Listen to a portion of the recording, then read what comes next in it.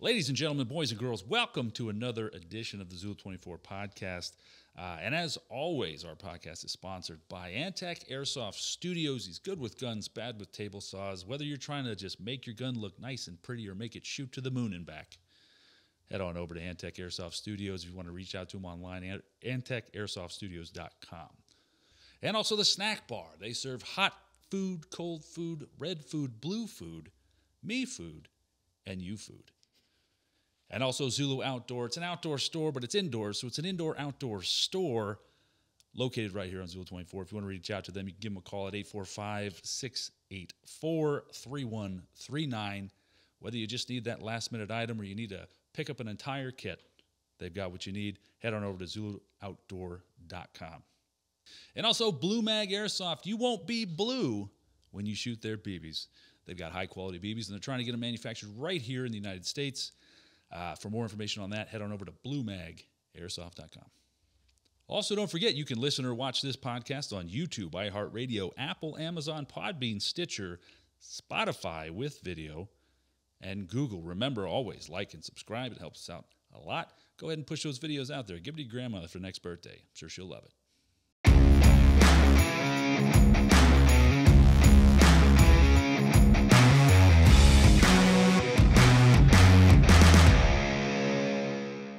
What's going on, everybody? Welcome to another edition of Zulu 24 podcast. We still don't have a name for it, but we're just going with that. Today we have a special guest, Ian Connolly from Grimnir. He's the other half of Grimnir. Ian, say hi. What's going on, everybody? Thanks for having me. All right. Thanks for being here. But before we get into it, guys, we're going to be doing basically a Q&A for Benghazi.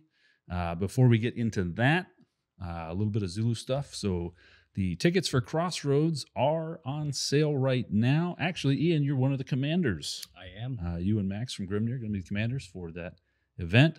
A lot of cool stuff we're doing with that. We're doing drones. We're doing a blank fire mortar. The helicopter's coming. And there's some cool like gameplay elements that we're incorporating in that. Only selling 200 tickets. So get on that. Some people have already bought tickets. If you want to be a mortarman, you got to buy a separate ticket.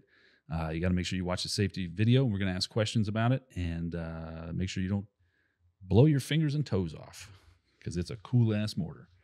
All right. That about wraps it up for Crossroads. Ian Connolly, our special guest here from Grimnir Tactical. He's a producer. I think a couple podcasts ago, your brother was on, Max. Yep. Along with Austin from Blue Mag. How you doing today, man? I'm good. It was an early morning, a little bit of a longer drive than I thought it was going to be. Yeah, it's like 2 hours, right? 2.5, yeah. Well, we appreciate you making the drive. It was nice to get out of the house. Been stuck in the house for quite some time. I'm telling you, dude, I got 2 kids and a girlfriend at home. Sometimes it's nice to get out of the house. Love you. Yeah, exactly.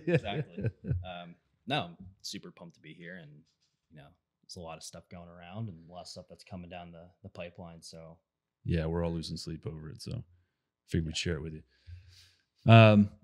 Cool, man. So let's get into it. How did you get involved with Grimnir? So I'm sure Max has told the story. We went to a game and we saw that based off of what the people were asking for. I'm going to give the very, very short version of the story because we've told it about 50,000 times. Sure. We went to a game and we saw that there was a need for a lot of differentiators to kind of hit the market of airsoft, and it wasn't a money thing. It's still not a money thing. Like, we haven't seen a penny in 5 years, 4 years from this. Like, we're strictly doing this because as players ourselves, we wanted to see someone make a difference and kind of give the players what they wanted. Players were asking for things and producers were shaking their heads and saying, yeah, okay. And then they were never doing it. Yeah. So, we tried to kind of elevate the game and push the envelope a little bit and bring new technology. It's 2023 now. And we kind of just ran with it. So it started at an MSW game, drove all the way to Mississippi. First game we've ever played. So interestingly enough, and I think I've talked about this with Max as well, we were at the same game. And we were in your platoon. Yeah. And I have footage of you. Did you have cat whiskers? Yep. Yeah, okay. Of course we did. Yeah. Come on now. We all did. So yeah, I have footage of you shooting An M60 out M60 out the door. Yeah. Yep. And we were like, what the fuck is going on? And you were like, get the fuck away from me. And you just kept shooting through that window. Yeah. Are we allowed to curse on this? That's okay. You'll bleep it for like the first 2 minutes. Yeah. For the first 2 minutes, After that, leave it after that. It's Wild West. Oh, sweet. Yeah. I do remember because at that point, you guys were like, let's push out this door. I'm like, the last dude that did that is dead outside the door. We're not doing that. Yeah. No, it was a pretty rough moment, if I remember. Yeah. Because there was only one door in and out of that building the way we got jumping out of the window. There's a cool part. I want to say that the door that you were standing in, that external door that came in, it was kind of like a thin like foyer Yeah, pretty much. that was there. And then Yeah, right on the inside, there was the bigger room with a bar. Yeah. So there's a little kill hole in the side, and I'm sitting there. You can see on my camera, and you just see like this little movement. I'm like, well, I know our guys are definitely not there because that's where you're shooting. Yeah. And this guy comes through, and I shoot right through the hole, and then a frag comes in. Everybody, I'm on the right side of the room. My entire other group of guys are on the left side. They jump behind this bar because it's hardcover. Yep. And I run out the door, and I just anticipate someone to be, nobody was ever there. But I turn the corner, I'm just shooting out the door. I'm like, okay, nobody's there. Go back inside after it goes off. And then that's when we met up with you guys. And I was like, what is going on? Because I remember popping probably 2 or 3 tag grenades through that murder hole once we realized they were on the other side of that building. Oh, there was a lot of them. Yeah, there was a bunch. There was a lot. It's an infestation. It was good though. Scum Fun bags. game. It was a great time, but Yeah. It was kind of cool. That's actually one of my favorite, if not the favorite, Milsom West I've been to. The rest have been kind of, but that one was There were pretty good. so many memes that game. Yeah, it was pretty good. Like we shipped all of our stuff down there, and almost everybody's gun got broken in shipping. Yeah, I had to use an MP7 With for that 2 whole mags. game with 2 mags, and one was like the bottom of the mag had broken, so the spring kept flying out. So I had to like tape it oh, that's into good. place. But it was like the most fun because you had to get up close, man. There was no, and we did a lot of shit at night. Yeah, like half the PTWs that got shipped down in that case got like chopped Oh, in no. by shipping. Yeah, it was bad. no. Yeah, like just receivers just cracked. They threw that. Well, the box that we shipped everything down was It was a Pelican case. Pelican case. Yeah. It was so fucking heavy because it had An M60, 2 PTWs, the MP7, somebody's normal M4. all Yeah, of that had a- in one case because it was like a Pelican crate, not just like a normal. Yeah. Yeah. case. It looked like Which the box is heavy, to begin empty. with. yeah. And then so they probably just threw it around like, who the fuck? Meanwhile, The this- fuck's in this I think box? you should write Pelican on that. So in Pelican's defense, there was no like Pelican foam in it. Yeah. Like we had the layer on the bottom, but then we Voided were basically warranty. playing Django with the guns in. Yeah, it was, you know. and just like put a BDU shirt in there, so like Yeah. rattle around, like it'll be fine. I mean, BDU is more protective than. We'll just put the center block in here. That'll absorb. Yeah. Hey, So. the M60 was fine. No, it was a good event. I'm not gonna lie, like it was not good for us Mhm. for quite some time. And I think it's pretty obvious, and this is no shot at them in any way, but like the more you go to these events, the less of a normie you become, Yeah. the closer knit you get with the community that has been kind of earning that veteran status, which is fine. Like that's cool. People do it at our games, but we still kind of, when we have people that have shown up to the 3rd, 4th, 5th event in a row, we still kind of remember that moment at Camp Shelby, and we go, okay, like there's people here for the first time that need a cool experience too. Yeah. And I think that's a really kind of cool thing that we do, and we hold ourselves, I don't want to say to that standard, but it's kind of like we hold ourselves to a specific standard of like, listen, like we were first timers as well, and we wanted to be the guys that were getting in that panel van and going and doing a night hit. Like Yeah. we wanted to be those guys that were kind of just put in the shittiest spot in the event and said, hold security for 30 minutes. Yep. Is that my phone going off? I don't know. It sounds like a Discord. I'm going to turn my phone off. Yeah, it's fine. But yeah, I mean, that's really where it started, is we just kind of saw that. You're 100% right. Like it happened to us as well. Like with Yeah. Ballcar Ridge was like our first one, right? And we were no one. And so we didn't do shit. Like we went on like one patrol, didn't really do shit. But now we're like pretty good friends with Anthony Periano. He was our first cadre. Yeah, And, because he was with us, yeah. cadre for that game. Oh, that's right. Yeah. And Well- so like once you demonstrate that you're not completely fucking stupid. Yep. they kind of leave you alone and let you kind of do your own thing. But you got to earn it. Yeah, you got to get there and earn it. So I can definitely see how in the beginning, like, because we felt kind of the same way. Like everybody else is going out and doing these things, and nobody's coming over and being like, "Hey, what's your squad doing right now? Would you like to do something?" It's like very much self-motivate. You have to be very much 100%. self-motivated. And we kind of figured that out is if you show the initiative at that specific producer, they're more likely going to be either like, all right, whatever, because they're not going to hold you back. Yeah. Or they will, but it's like, we're not going out there to break the game. You know, our intention was we're here because we know that we're good at what we do and we perform together as a group and we have the chemistry and we can go out there and do these things, but nobody's going to give us a shot unless we speak up. So we kind of figured that out and we were like, we're going with this platoon because we've been on rest for 12 hours. Yeah. And we were on guard from, I want to say like 2 a.m. till 6 a.m. And then we pulled a double shift because nobody relieved us. And then we slept for like an hour and a half to be awoken by AK fire, like not that close to us, but enough to wake us up and be like, all right, everybody get your shit back on. Yeah. Like, here we go. And then we sat on guard duty all day.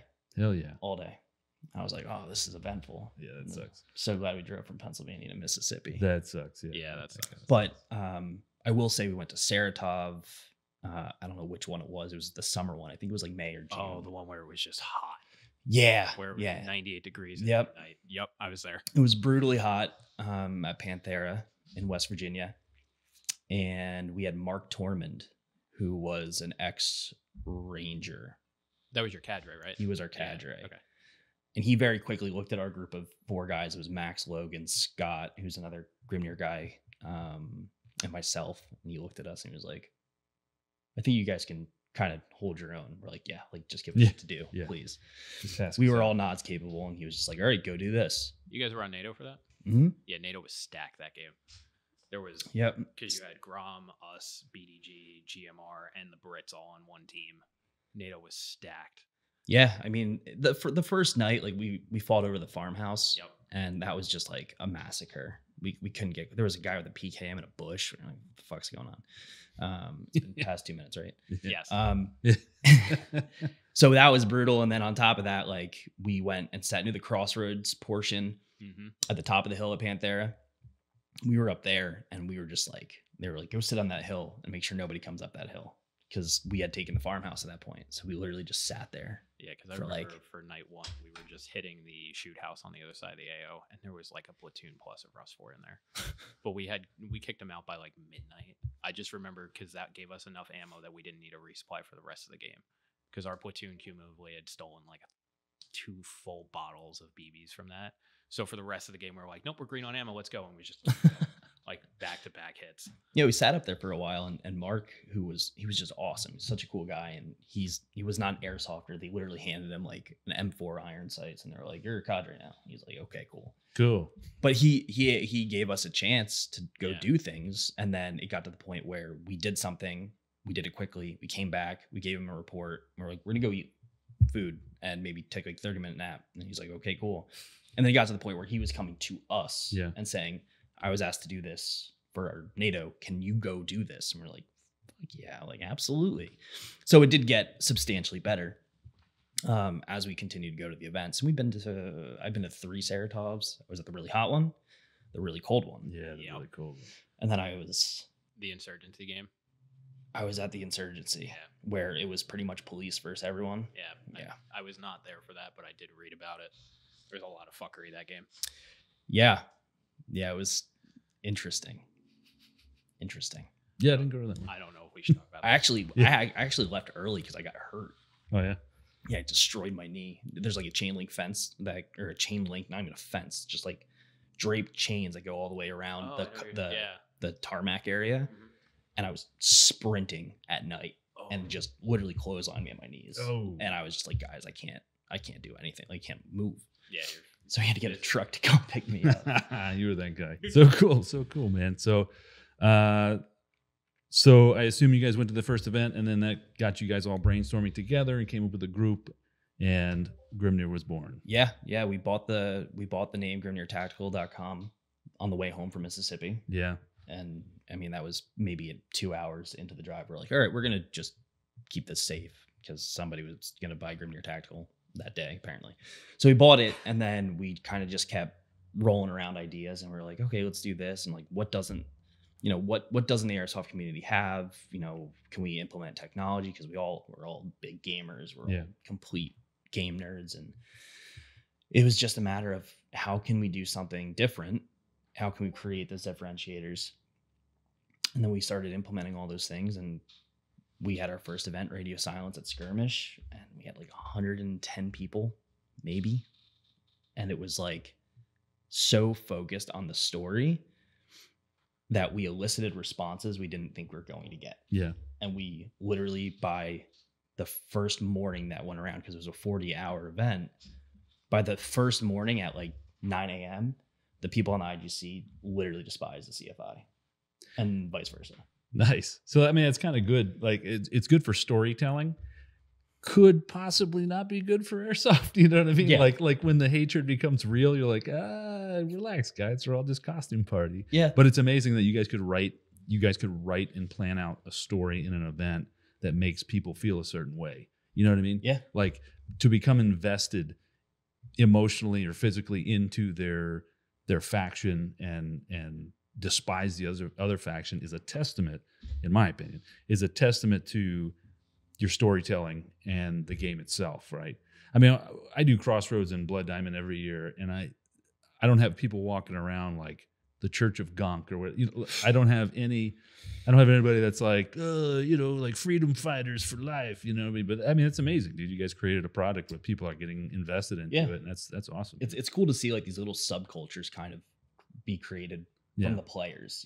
Like, we kind of made a really broad outline of, hey, this is going to be happening, and this is the storyline, what happens in between, and what really kind of creates the substance that like beefs up the story is all based off the player interaction. Yeah. So, I mean, who would think a public execution would make people so pinned against one another? Like, we literally had Logan sat there, and we had a tag in chassis, which just makes a loud bang if it's empty, and put one of the IGC soldiers who was a staff member. It was a staged moment, but we were hoping that this would elicit a response.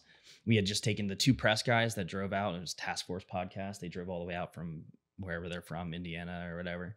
And we shot Scott in the back of the head and he fell off this little berm and rolled down. We're like, shoo. So he disappeared. So there was no body because they went to recover it. There was no body. He changed into like a lab coat. He was a scientist lost in the woods eventually that people found in the game.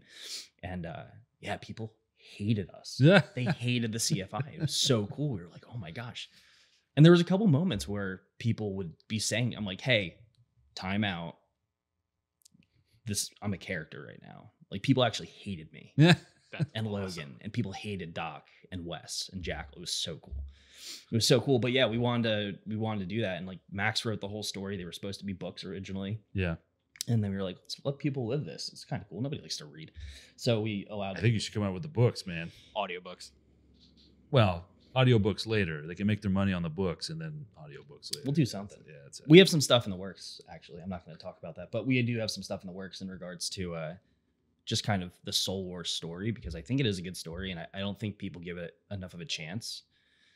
People instantly look at Soul Wars and they're like, Star Wars. They go too far with the technology. Go way too far. Yeah. I've tried to tell people, like, look, it's modern warfare fought just like modern warfare is fought. They happen to have found some alien technology that they can't really figure out, but they know it's valuable. So we're still fighting with MP5s and AKs and shit like that. Like there's nothing too crazy. Yep. I mean, nothing's really changed in the grand scheme of things. Like, we just kind of opened it up so that you're not just fighting in different countries. Yeah. You're fighting on different planetary systems. Like, that's it. That's it. Instead of fighting in what's not controversial? Nothing. Spain. There's nothing you. Is that? I'd go with Portugal. Instead of fighting in Portugal, you're fighting. Nobody hates Portugal. Yeah, nobody hates Portugal. I mean, or like Green. Really, actually, Iceland. Yeah, instead of fighting over Antarctica. Yeah, exactly. Which has never happened before. Well, technically, there's a treaty with Antarctica. Blah, blah, blah. It's just one of those things where, like, we kind of gave ourselves space to have creative liberties to be like, okay, well, this place is hot as shit because we just booked an AO in Texas, which we haven't done yet, but it's one thing we would like to do. Oh man, that'd be cool. I know, but it's a very desert area. Yeah, That we're on Mars. Dope. Why not? You're still shooting 5.56, 2.23, whatever you want to call 7.62. It doesn't matter. You're still shooting that stuff. There's no lightsabers, no plasma cannons. There's a very mysterious ancient technology. That's the backbone of your direction, your story. That's it, man. There's no lightsabers. Yeah. Nobody's using the Force on you. Like, people need to sit down, and like it does flow into all of our backgrounds, like the creative side, as well as the way that we try to portray it. I just don't think it's been digested the way we want people to digest it. But I think there's a lot of reasons for that. We can dive into those, but I think there's a lot of reasons. I'm all ears, man. I mean, my background is in sales and advertising and marketing, and I call it window shopping. So I sell business technology in my day-to-day. And people window shop. They look at it, what can I see in the first 10 seconds? And they make their decision. Yeah. Just like if you look at somebody, you in the first, a 10th of a second, you know if they're attractive to you or not. Yeah. It's the same thing when it comes down to a product. And people window shop and they look at us and they go, Star Wars. Yep. You're wrong. It's not. Ask anybody that's come to our event. Did you ever see a lightsaber? Well, there was this one time. No, never saw a lightsaber. Actually, I had a great time. Because we banned them, by the way. Oh, like straight up? There were some in the parking lot at like number 2, but we were like, that stays in your car. Yeah. Yeah, we have some kids bring them to the field all the time. Like, no. Yeah, no, not Yeah, happening. because the safety brief says rubber or foam training knives, and then they show up with a cold steel katana, and I'm like, just so everyone's clear, knife, not a sword. Yeah. It has to be a knife. Oh, that's It's good. just what I need is kids running around with an axe. Yeah. And then, like, But this one guy on Airsoft GI used to run around with a hammer axe. Yeah, that's cool, but no, yeah, that's what happens when fields don't actually think about their rule set. Yeah, that's a problem. it is. No, man. I mean, I've been to, well, like one official at Galahad. Mhm. And then I was around for Anthropos and all that stuff. And I've had a great time every time, man. It's a good gameplay loop. And then you guys incorporating the respawn, like your respawn boxes with the lights and all that stuff is fucking great. I enjoy it. Thank you. And I think I told this to Max as well. You guys were, for a long time, producers, including myself, we've been locked into this, like, this bubble of, like, this is what an airsoft op is. It's green versus tan, and there's capture points and fragos. Like, that has been the norm for so long. And it wasn't until you guys did,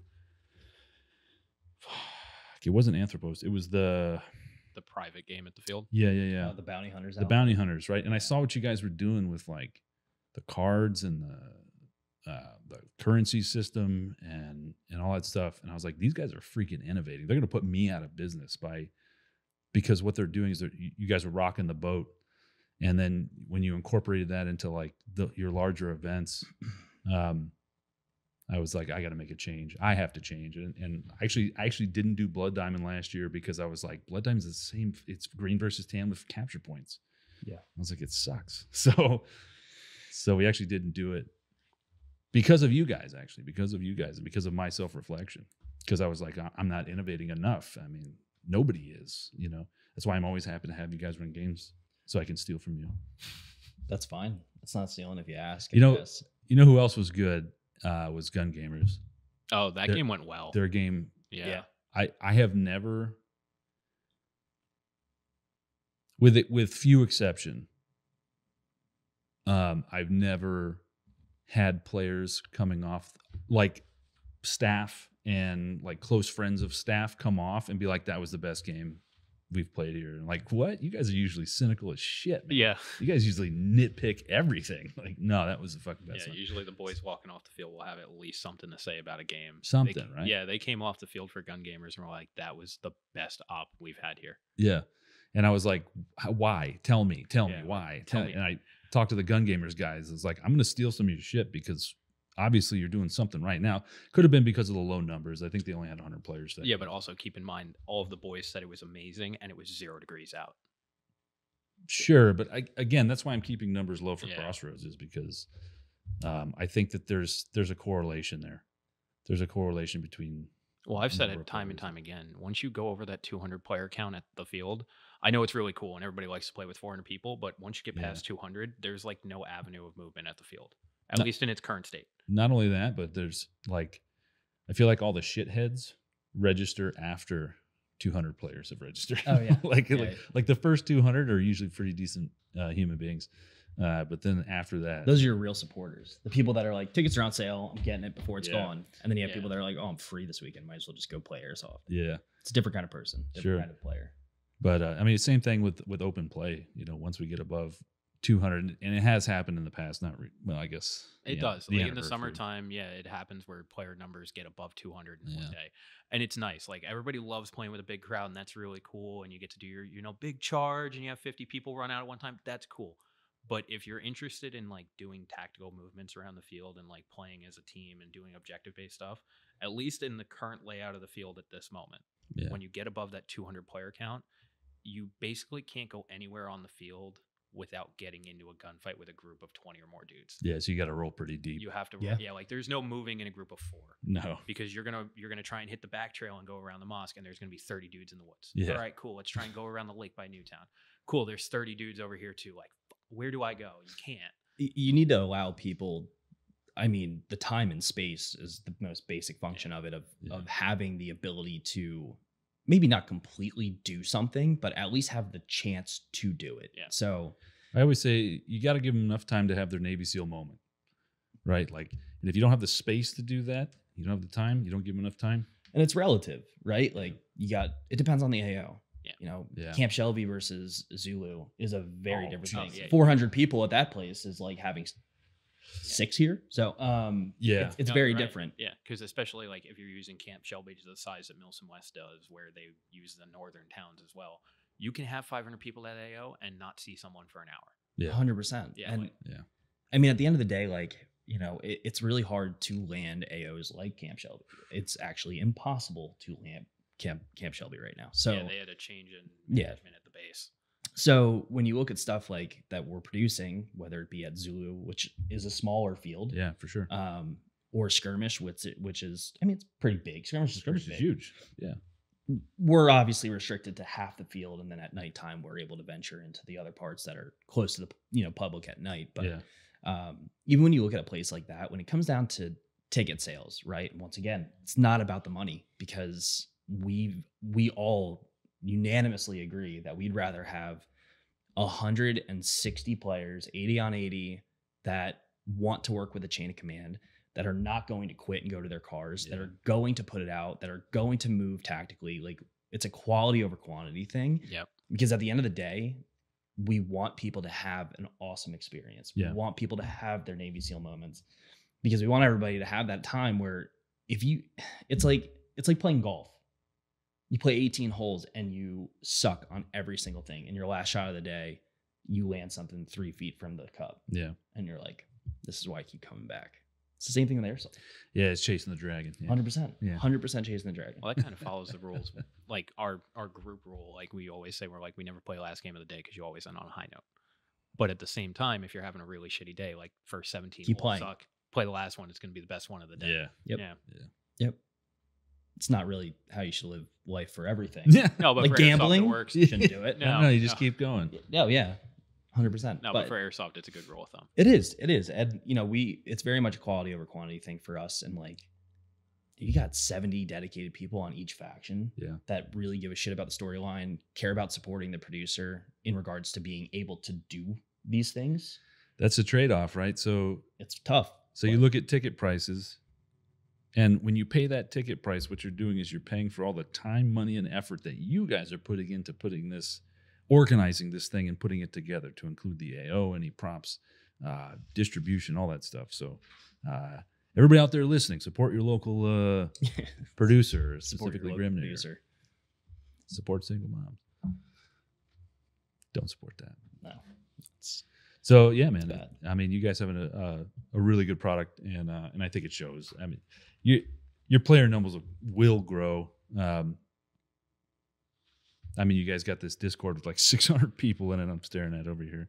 Eventually, you'll get them all out to an event, and then you'll be losing your mind, because you'll be like 300 on 300. Yeah. And it's like one of those things where if you said, hey, you're going to land at Guardian Centers and you're going to get 800 people to your game, I know for a fact all of us would sit there and be like, we're capping this at 5. Yeah. Oh yeah. just because we know the quality is going to be there when you have a functioning chain of command and things like that. Like I've said this It's so before. different. I've said this before specifically about Guardian, right? Guardian's an amazing AO. oh yeah, It's not as big as everybody thinks it is. And the last event I went there, they sold 850 tickets and it sucked. Like it was such a waste of that AO. We didn't even make it out of the subway system. subway system. Yeah, so the big thing, it kind of falls in what I was saying with that Zulu. For the size of Guardian Center, when you have 800 people there, you're never getting into an engagement that's squad size. You're getting into an engagement that's 1 to 2 platoons at a time. Oh yeah. And that's cool, but Easily. also for the environment of Guardian Center where most of the Yeah, but it's windows are mount. it's mount. It sucks. You're not hitting a building when there's an entire platoon plus No. in there. And most of the windows at Guardian now have these nets over them. So Oh, you can't it's shoot a tag. so round through it. annoying. It's Yeah. so annoying. Yeah. It's 800 people is too much. I have played a Milsim West game, the very first one they did at Guardian Center, like 2016. There was 400 players. It was 200 on 200. And it was fucking dope. Yeah. Best game ever. Okay, relatively, but it was so much fun. That is the perfect number. 400 people I at would Guardian Center, pay best number. I would pay double the ticket price $400 per person. I would do 400 it. Players. I would do it. just to cap because The funny thing is, I every was time so- we bring this up, people look at us like we're insane. I know. But- I was so mad. Like I was at the end of that event, I truly felt like I wasted my money, my time, and my effort. Like I was so pissed off. Like everybody wanted to do a picture or some shit, and I just walked away. I was like, I don't even fucking care, dude. Like this game sucked. With this Super Bowl of an AO, it could have been done so much better.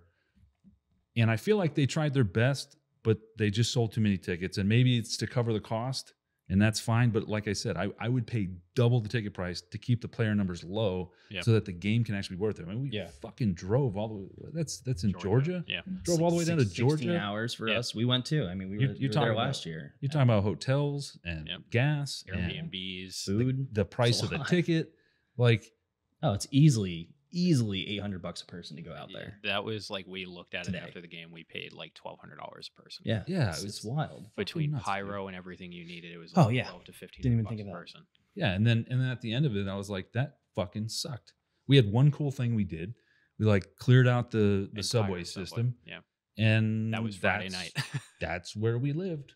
I was And- gonna say that was your dead end. Dude, you open up the door and you're like, that building has 70 people in it. That building has 70 people in it. That building has 100 people in it. Hey guys, how many guys do we have? 12. How's that going to work out? Won't lock down the doors. Well, we did because like the joke of the weekend was they kept attacking the subway while we were all in there. We kept count. It was like 28 times.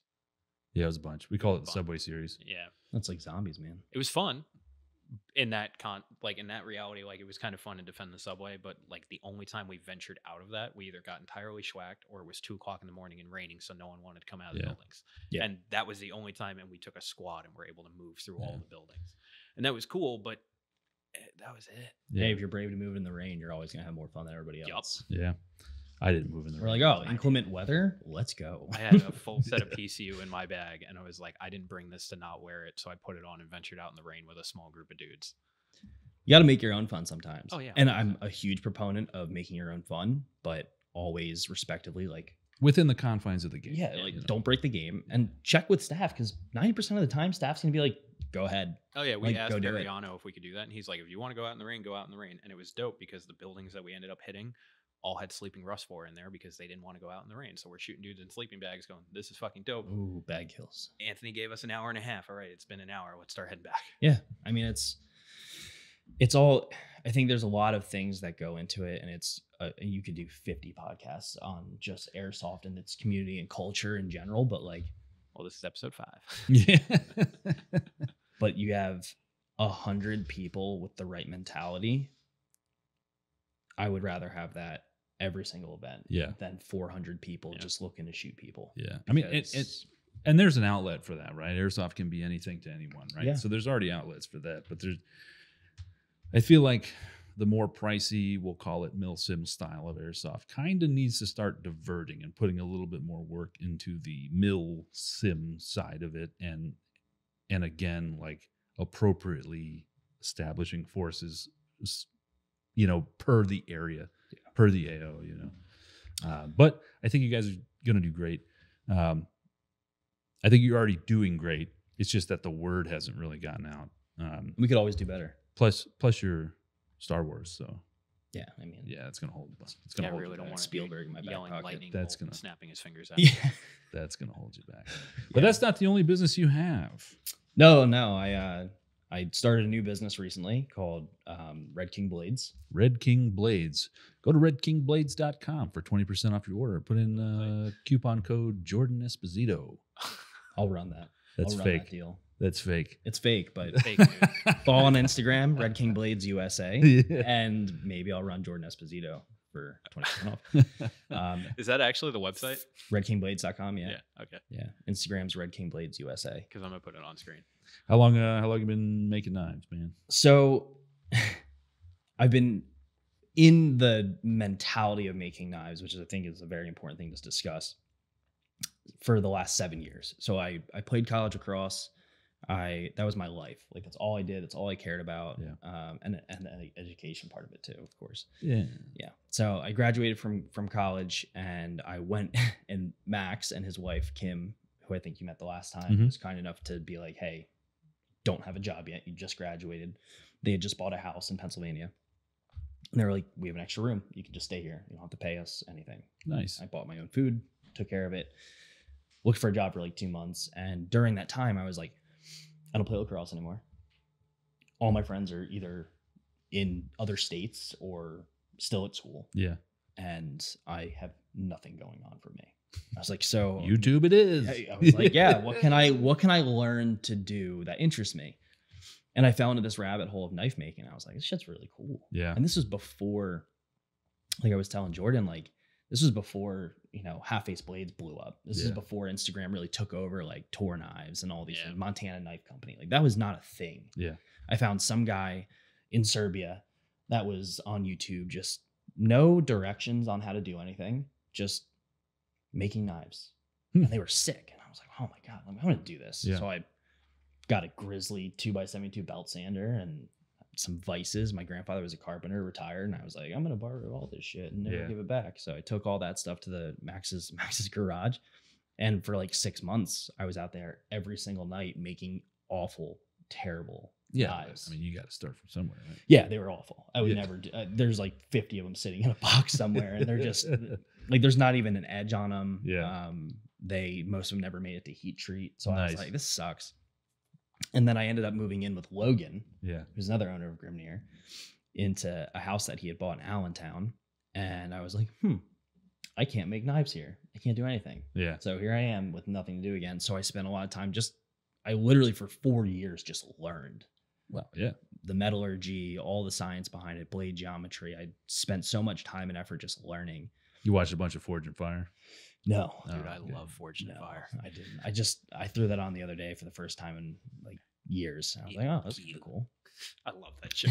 So I kind of started with that. And then my fiance and I bought a house last February. I'm in the garage one day and I was like, I got the space. It is Like, I time. can do this. So did what anybody responsible with finances does and spent a shit ton of money on supplies and tools. Makes And, sense, yeah. Yep. Bought a whole bunch of steel, like 60 feet of steel on my first order. And I was like, I can make this work. And I just started sitting there and like taking all my designs over the last 4 or 5 years. And I was like, all right, like this is what I've wanted to make forever. And I watched so many videos on how to do this. Yeah. So for the last year, I've been in the garage just hounding a sander and a grinder and a heat treat oven. So you have knives for sale now? Yeah. Yep. So I just did a drop. I have 2. I do both steel blades and G10 tools. I don't know what that means. G10 tools. So it is a non-metallic material, typically what the knife handles are made out of. Okay. They don't hold an edge. They are point driven, and they are not legal in the state of New York. I was about to ask because I'm on your website looking at it and it says it will not ship. Did you get the to- pop-up? Yeah, it says it won't ship to New York, Delaware, or California. Yep. So those have So- statewide bans on. Is it so we can't have sharp sticks in New York? Is that what you're saying now? Nope. Damn it. They look really interesting. Yeah. So they're non-magnetic. Yeah. As in- Oh, I see. Yep. So they're God. But I make those because there is a market for them, right? Like I work in sales, people have asked Sure. for them. I'm just thinking about New York State and their psychotic mental process of like, oh, well, they could hide this and go through a metal detector, Which we absolutely do not Stupid ass. condone, obviously. You can do that with a pencil, you know, Yeah. that's sharp. Fucking, let's pad the whole world, and nobody will get hurt. No, sorry, yeah. The sorry, it's design my- of it does my look really tangent. cool. Thank you. So yeah, I have the Banshee, which is a G10 tool. Everything comes with a Kydex sheath, and you know, everything's handmade, 100%. I'll have to go in there and look at it. I've been looking for like I don't know what the right term is. Like an everyday Fixed blade, not Rambo knife, like usable blade. I keep most of my stuff 8 inches or less. Yeah, like I'm in the same boat. 'Cause, like Congratulations. I looked at the Haley Strategic Darter for a while. Looks like a cool knife. The style of it is what I like. I just don't want to spend $400 on a knife that apparently doesn't hold an edge very well. I mean, it's what do you expect? And I'm not saying this in a negative way, but like when you're mass producing things Yeah. and you're pushing stuff out at that quantity, like it's a quality control thing, right? Yeah. Like I have my hands personally on every single one of these things, and I do not put it in a box ready to be sold unless I'm going through all of my tests. I'm like, and like you can do the paper test, sure, that shows sharpness a little bit. Yeah. But like I go into the kitchen, I take the knife I just made that I'm trying to put on my website, or it was a custom order. I did a bunch of custom orders, all Cerakoted and bolt-on handles. Line, they're awesome. They look so good. Just start cutting fruit and vegetables. Literally, I'm just sitting there. I'm like, all right, I'm gonna make a sandwich. Tomato, boop. Oh wow, cut really well. That's a good one. Like from a person that likes to cook a lot, if the knife is very sharp and it can actually go through the tomato to where you can have a nice sliver, that's a good knife. Yeah. I mean, it's like obviously not the thickness or the dimensions I would ever do for like a chef's knife. Yeah. No, but it's Ever? a good thing to test it with. But I'm like, oh, could I cut this apple that I took with me camping? Yeah. And I use it, and I was like, oh, it worked. Look at that. It's sharp. Or I'll split some small kindling just to see if it holds the edge, or you know, whatever. It doesn't matter. But it's the fact that I have my hands on all these things, and it's small, limited batches, and my prices are under what a lot of custom knife makers are doing. Like I think mine that are up right now are $250. Yeah, the Warlock's $250. Yeah, I wouldn't sell yourself short though. I mean, I imagine there's a lot of man hours. It is. But you know, my mission for Red King Blades, and it's kind of cool, is there's something called the Red Queen theory, which is essentially species will evolve to kill each other off and will evolve on their own. And the Red King theory opposes that and saying species will work together to survive.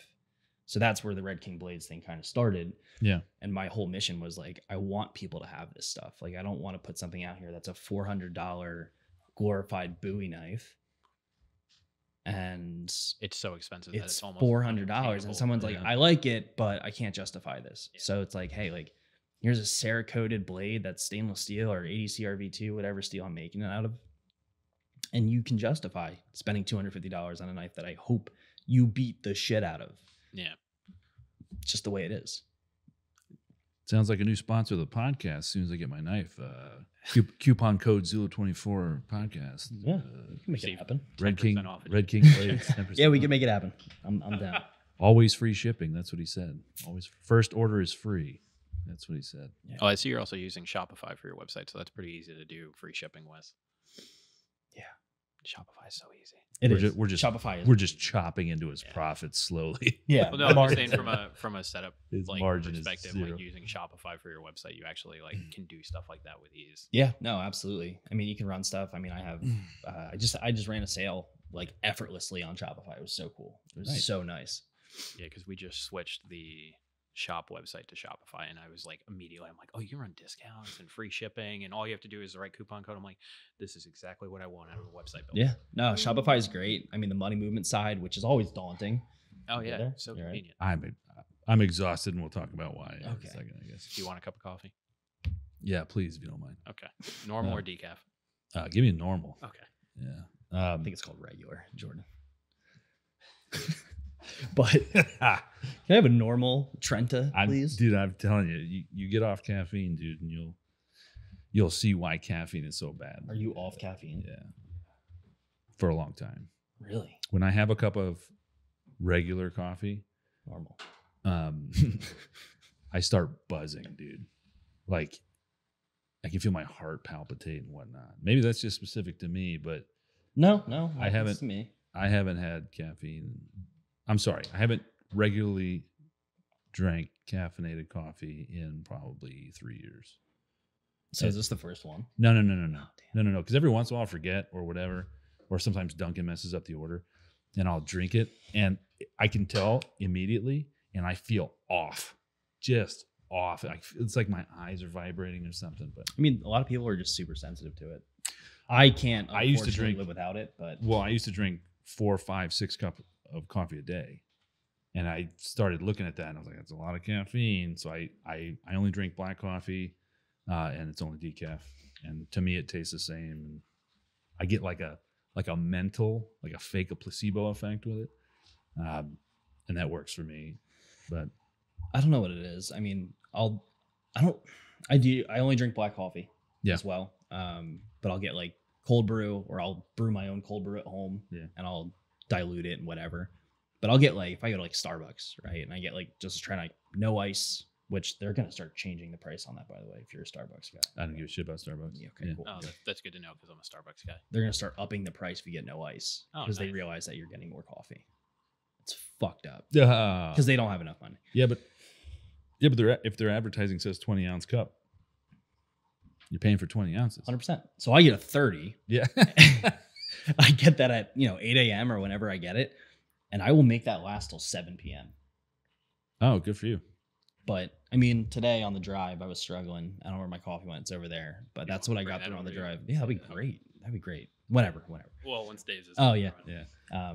Yeah. Once my coffee. I'm a coffee whore, man. So yeah, you know what? And that's fine, man. There's like a professional level to everything, right? And coffee's a big one. But once my coffee gets to like, I don't like my coffee too hot or too cold.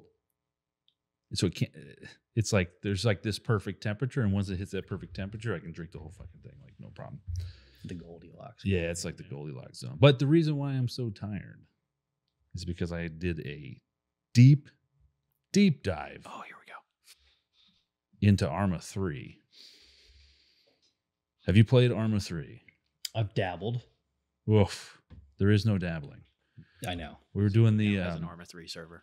So myself, Jordan, Sean, and Dom, we've been playing the Anastasi mod, which is basically like you are a rebel faction. You're a rebel faction trying to kick NATO. Yeah, it's loud.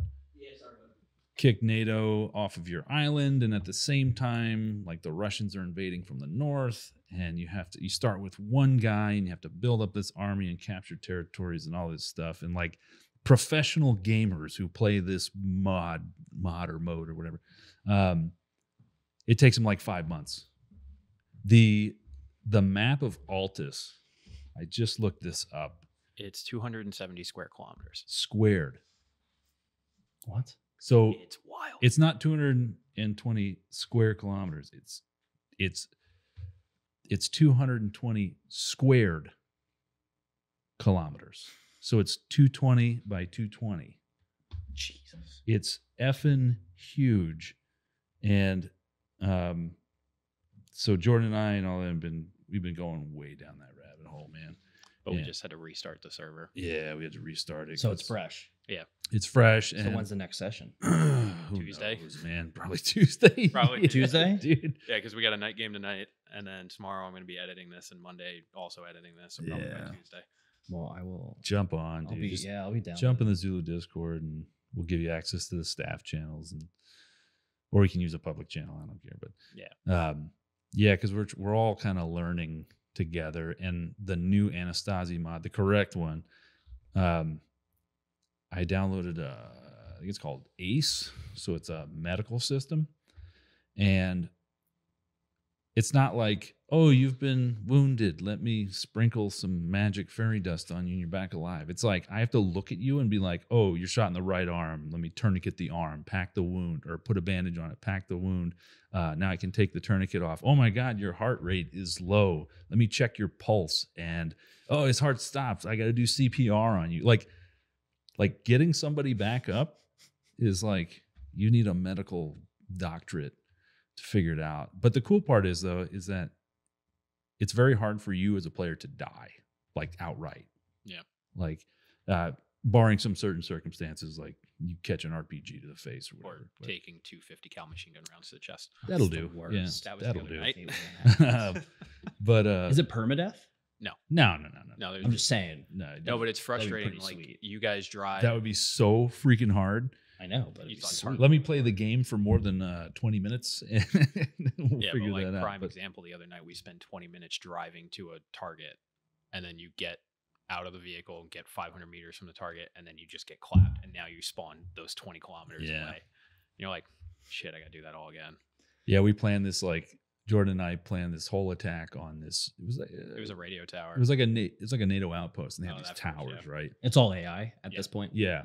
So Don't so take that lightly. no. So I recruit like as much AI on our side as I can. I think we had like eight AI guys. So we maneuver, we figure out that there's like this low ground. If you go, you can get into deflate if you go by the coast, and then we dismount the vehicles and we stay low. We're staying out of its sight, and then we get to like our last firing, our last covered and concealed position.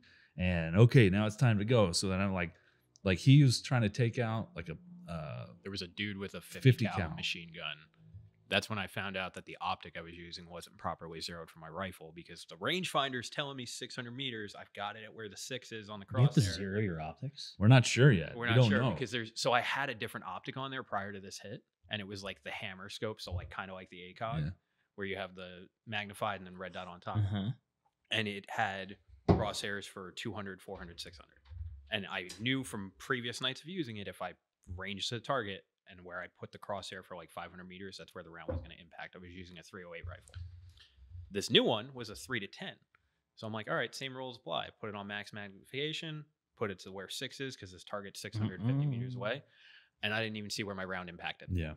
And I was like, fuck. So meanwhile, And then you got smacked. well, well, so I just started dumping rounds. I already sent I basically told the AI, our friendlies, I was like, go.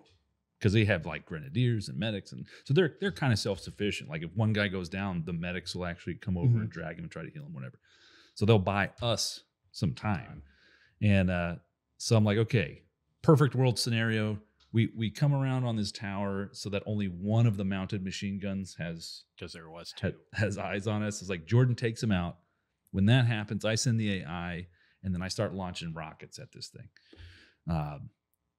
Didn't quite work out that way, but Jordan did shoot. He finally got it figured out, and he shot the Yeah, so when I took it machine off with 10 gunner. magnification, put it down to 3, then the crosshairs actually lined up the way they should have. Mm. Made 0 sense. Had to fire like 15 rounds to get it. yeah. And then we start maneuvering and did not notice that they moved another AI back to that machine gun position. So I crest a hill and take 250 cal Yeah. rounds to the chest. The Like the, I'm dead. Oh, like the enemy AI is actually pretty good. They'll actually like reinforce and everything. It's a whole rabbit hole It's so fun. that I went down. So we kept like taking towns and outposts and stuff like that. You can put like an AI squad there to guard that area. And I was putting like 30 dudes on We these had murder spots, teams right? in that one town. Yeah. And so then we would go back to our home base to go requip, rearm or whatever. And then 5 minutes later, NATO would come in with like 4 Ospreys and 4 APCs and just kill everything. We're like, what the fuck? There's no way we can defend against that. So I started so we stopped playing at like midnight. I ended up staying up till 3 a.m.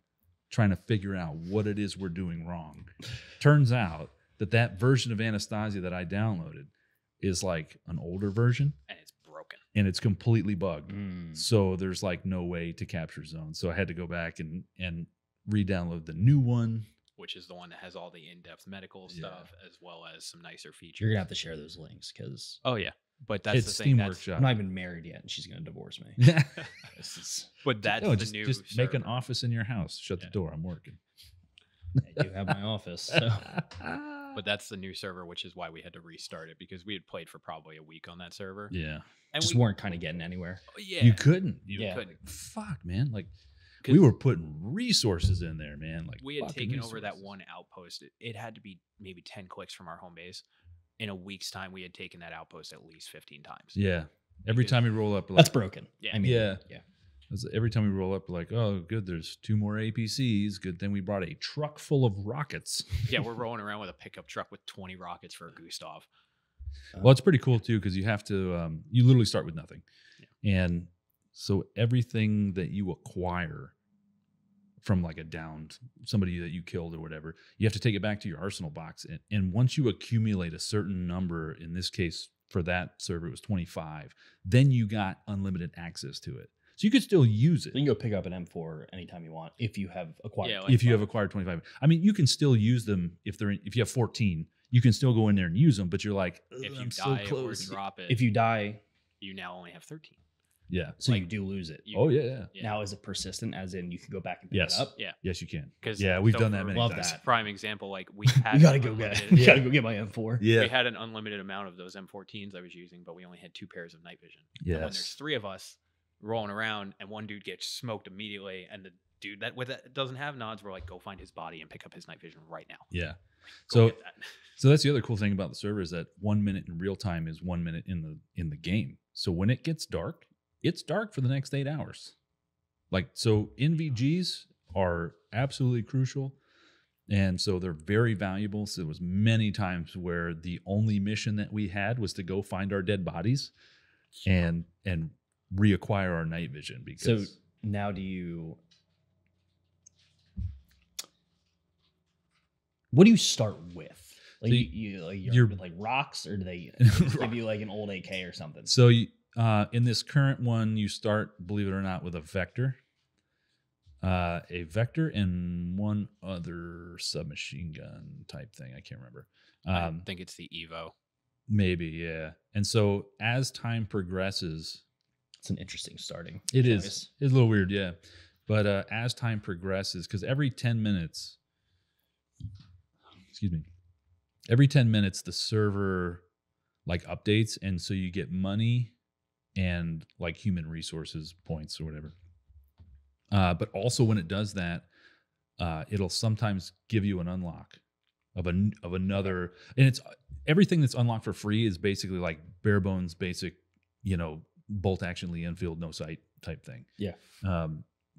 But you have to like go out, you have to go get stuff. And like, I just found a 240 Bravo the other day and I was just like, dude, Yeah, it's probably like I super picked fun. it up, threw it in a truck and drove it immediately yeah. back. Like I didn't, I mean, I'm a loot guy. When it comes to games in general, like oh man. we played Yeah, so- Destiny 2. I was loot. Borderlands 2. Oh, okay, loot. yeah. Like my fiance and I have been playing Borderlands 2. We're the second playthrough because she's just like, she's more into the loot than I am, and I'm like, all right, settle down. She's Bro, like, she "Whoa." plays too?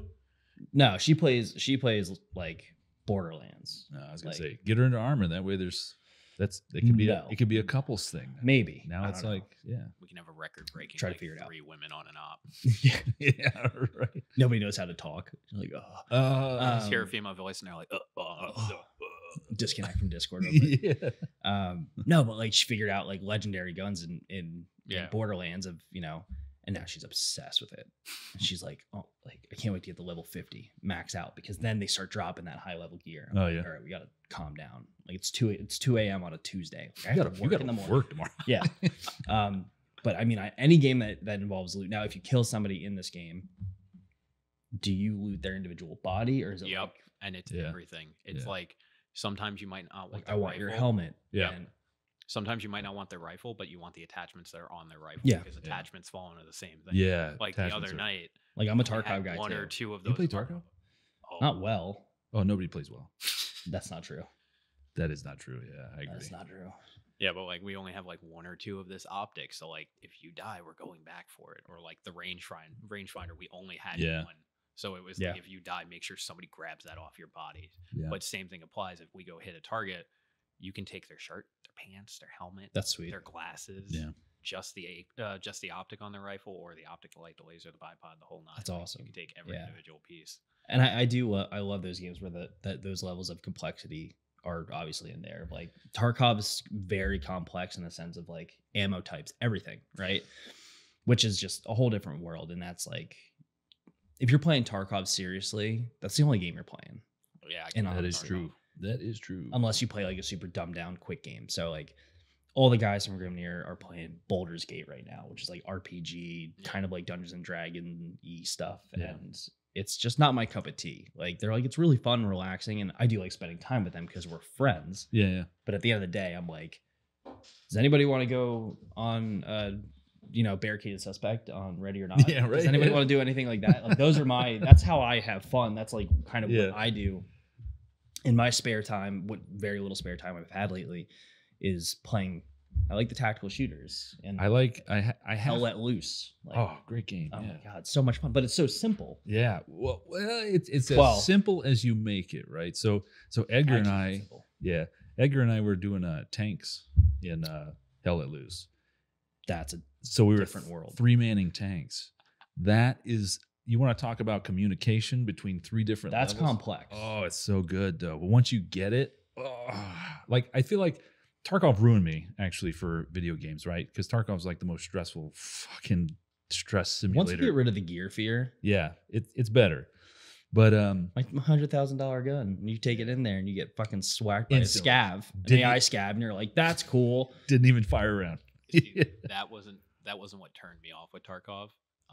And Dave's gonna say the exact opposite. A lot has turned me off recently from Tarkov. But yeah, I'm waiting. I would join Dave's game with one of our other friends, and I'd wait 20-30 minutes while they all like pick their gear and like get their stuff ready, and I have nothing because I'm brand new to the game. So I'm also using like an M4 with no suppressor. Little Timmy. Yeah. Little Timmy. And we spawn into the game and they're like, all right, Jordan, you don't have a suppressor. Don't shoot anyone. I'm like, okay, cool.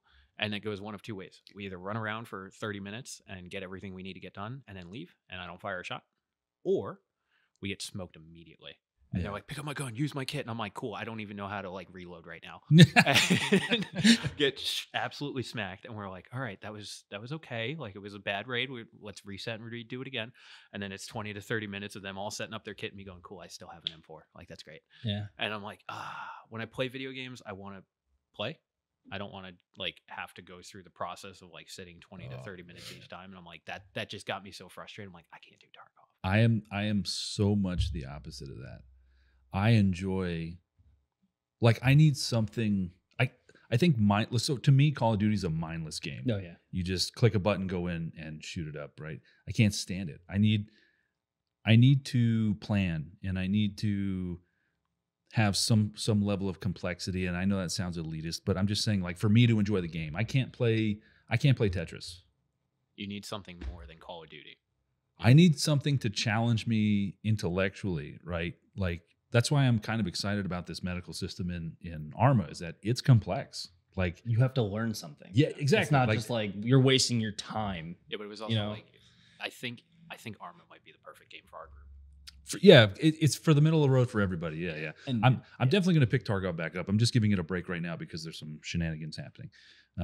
But they're supposedly doing some updates to fix the netcode and all that stuff, whatever. Market stuff. Yeah, like, which needs to be done. But. Sure, absolutely.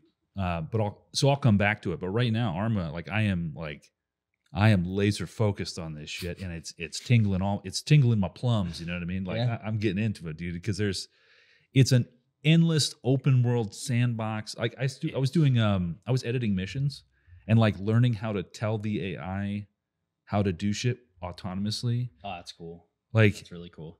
Oh man, a lot going on here. Oh, dude, I have like this whole QRF mission set up where you jump into little birds with AI reinforcements, but none of that gets triggered until enemy AI gets into trucks, travels down this road, gets to a certain point, they assault an objective. So you guys are like the QRF, right? So you're not going to take off. No way. I swear to God, dude, you're not going to take off. You're not going to take off before those guys attack the place. So then you come in on little birds. The little birds. This is all you're doing as a player is getting in the little bird. That's all you're doing. AI is doing everything else. You're just along for the ride. Yeah, sometimes they're a little wonky, so you kind of gotta like herding cats. Yeah, you have to like, for the mission editor, you have to like back out, change the nodes a little bit so that they don't do dumb shit. Like, I had little birds crashing into each other and all sorts of shit. Like, it was bad. But now it's like I'm so deep down that rabbit hole, and I'm so looking forward to just gobble up more information about it. It's that's right up my alley. The game is endless because even so, that's the map editor side. But then when you're on the player side, boots on the ground, it's looking at the map and finding the topography on there and going, okay, well, you shouldn't hit it from this side, but let's try from this way. Yeah. Actually grabbing your AI and moving over there and being like, all right, let's get online and push through here. All of a sudden, an APC rolling up and you're like, fuck, Yeah. rockets. Like, get behind cover, and then you realize that it's Arma and you can't reload rockets while you're moving. So Yeah. you have to stand still and reload that, and the Yeah. APC's coming, and you're like, oh shit. The actual squad level movement of that, it explains why when you look at these YouTubers and streamers that play it, they're playing with 40 people. There's a reason. Yeah. And it makes the game so, there's so much going on. It's worth it. We should get a really solid group and start like a. Dude, 10 Start- So we people already on- started a unit. Oh, Yeah. man. It's Zulu 24. You can check it out on the the launcher for Arma. Yeah. You can send in an application because apparently that's the only way to do this shit. So you have I'll to like apply. Yeah. Yeah. you have to send it in. It is so fun. Dom's the only one with the email, so he's the only one that can reply to That's it. great. Um, It's your own server. Yeah. it's not, okay, so Well- it's not a dedicated server. It's just when I jump on, I host a game. Okay. You know what I mean? So it's not like a persistent server that anybody can just jump in and out. I don't know how to do that. I'm sure there's a way to pay money to like rent a server. As we do more of this, we could probably find a way to set that up. Oh, it can't be that much. Yeah. I'll talk to Wes. It can't be it's that that hard. expensive. This guy's he knows everything about this shit. Well, at this so. point in Arma's life cycle, I don't know if it would necessarily be expensive as just making sure that it runs smoothly and properly. I'm sure they do. Are you kidding me? That game came out in like 2014. Yeah. It's still Sure. in beta probably. Yeah. No, It's still alpha. they haven't made an Arma 4 because there's 40,000 mods for Arma 3. Yeah. Like Arma 4 has already been done 10 times over. It's just Yeah. by the modding community. Well, that's But the thing too, because like there's a lot in terms of like the base Arma game, but then you start modding it. Like, do you want Devgar skins? Do you want to use Oh, Australian dude. weapons? Do you want to have a system where you can now control what stance your rifle is while you're walking? Like, all of that stuff is mods that's available for Arma. I'm not the kind of person like I don't understand like the packs, right? So getting like the packs and Oh, like DLC stuff. yeah, exactly. Like I had to have somebody like literally hold my hand and force me to drink. I was like, I don't know what's going on. They were Yeah. like, click on this, download this, Yeah. restart your game, restart your computer, clear your cache, and now go in. And I was like, It's- oh shit, like this is fucking awesome. it's And so much better now. It's so much more streamlined. So when I just need a little hold hand. Well, Oh, they made it it's so much so easier easy. So- 'cause you install mods directly from Steam. well, not only that, but if I start a server and I'm running a specific set of mods, if you try to join my server, it'll automatically start downloading those mods to your computer. that is It- way easier. Yeah, it's so you so just much easier. you just join server Okay. and it'll do it. We'll do it'll that. even download Anastasi. Like Yeah. Really? yeah, Oh man, yeah, we'll definitely have It to. had So to do that. we'll the have to first do it time I that way. joined. it's super easy. Which but- actually- I'm just an idiot when it comes down to computer. I just don't. My brain doesn't work that way of like understanding that stuff. I'm like, my computer runs and I can play these games. Yeah. Max or Wes, Logan, Yeah. everybody but me can fucking configure my shit, and I will join the party. yeah. And then I'll play and I'll have fun. Like, Yeah. but the planning stuff is super, super cool to me as well. Cause like that's our big kind of issue with Ready or Not is like you're going into, which is, I mean, it's a SWAT based game. Yeah, that's Yeah, but great. you have no control. It's over it. great, but you can't pre-plan. Yeah. Like if you had just like a sand table type of situation where you could plan on things, that game would be awesome. Man, and they could even incorporate that because you start and you're in the police station. Why don't you So have you a could planning just room? exactly. You could It just, makes they could no just- actually you're in the planning room You are. to select the mission. Mhm. So there should be like a whiteboard off to the side. They Yeah. could incorporate that easy. Like peasy, why man. don't they allow that? I don't know. And there was another game, I forgot what it was called. It was like the first game I downloaded before I found out about Ready or Not, which is the better, Oh, you probably comparable. had Ground Branch or not Zero Ground Hour. Branch. Zero Zero Hour. Hour. Yeah. 0 Hour, you could plan. Yeah, Yes, you could. The AI were the dumbest AI I've ever Yeah. experienced. dude. Well, ready or not, Ground Branch, they're pretty dumb too. ready or Yeah. not, AI will clap those cheeks right quick. Oh, Ready or Not, Ready or not, Oh, their AI they will are clap you hard. vicious. Yeah, Yeah, dude, they are. Do you know how many? they're all Jerry Michalik in there. There's a bunch of Michaliks running around in there. Do you know how many people that are like, no, don't, and they just move their hands slightly to their back, and I'm just Bop, like, bop, pop, pop. Max is like, well, you shoot that lady. Yeah, Yeah, she had a gun. No, she had a gun. Well, I don't see a gun to confiscate. I mean, she was reaching for her Drop gun. something. Yeah, yeah. I just dropped mine.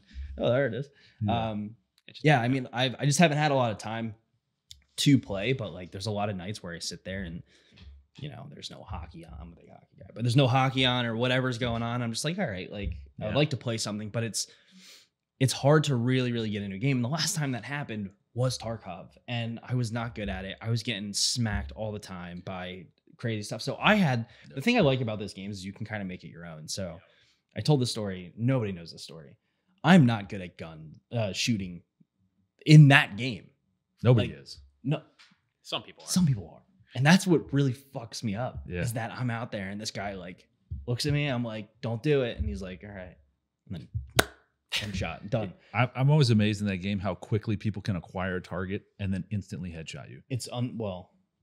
Well, I know that there's some in the non-cheating world, it is impressive. exactly. That's I guess is what I meant to say, but because I know that somebody I fought has to be legit, and I've run into it a couple times where guys just you come around a rock face and you surprise each other or something. They're just like bah. One tap. You're like what? The one guy I play with, he literally just close quarter shit with a bolt action.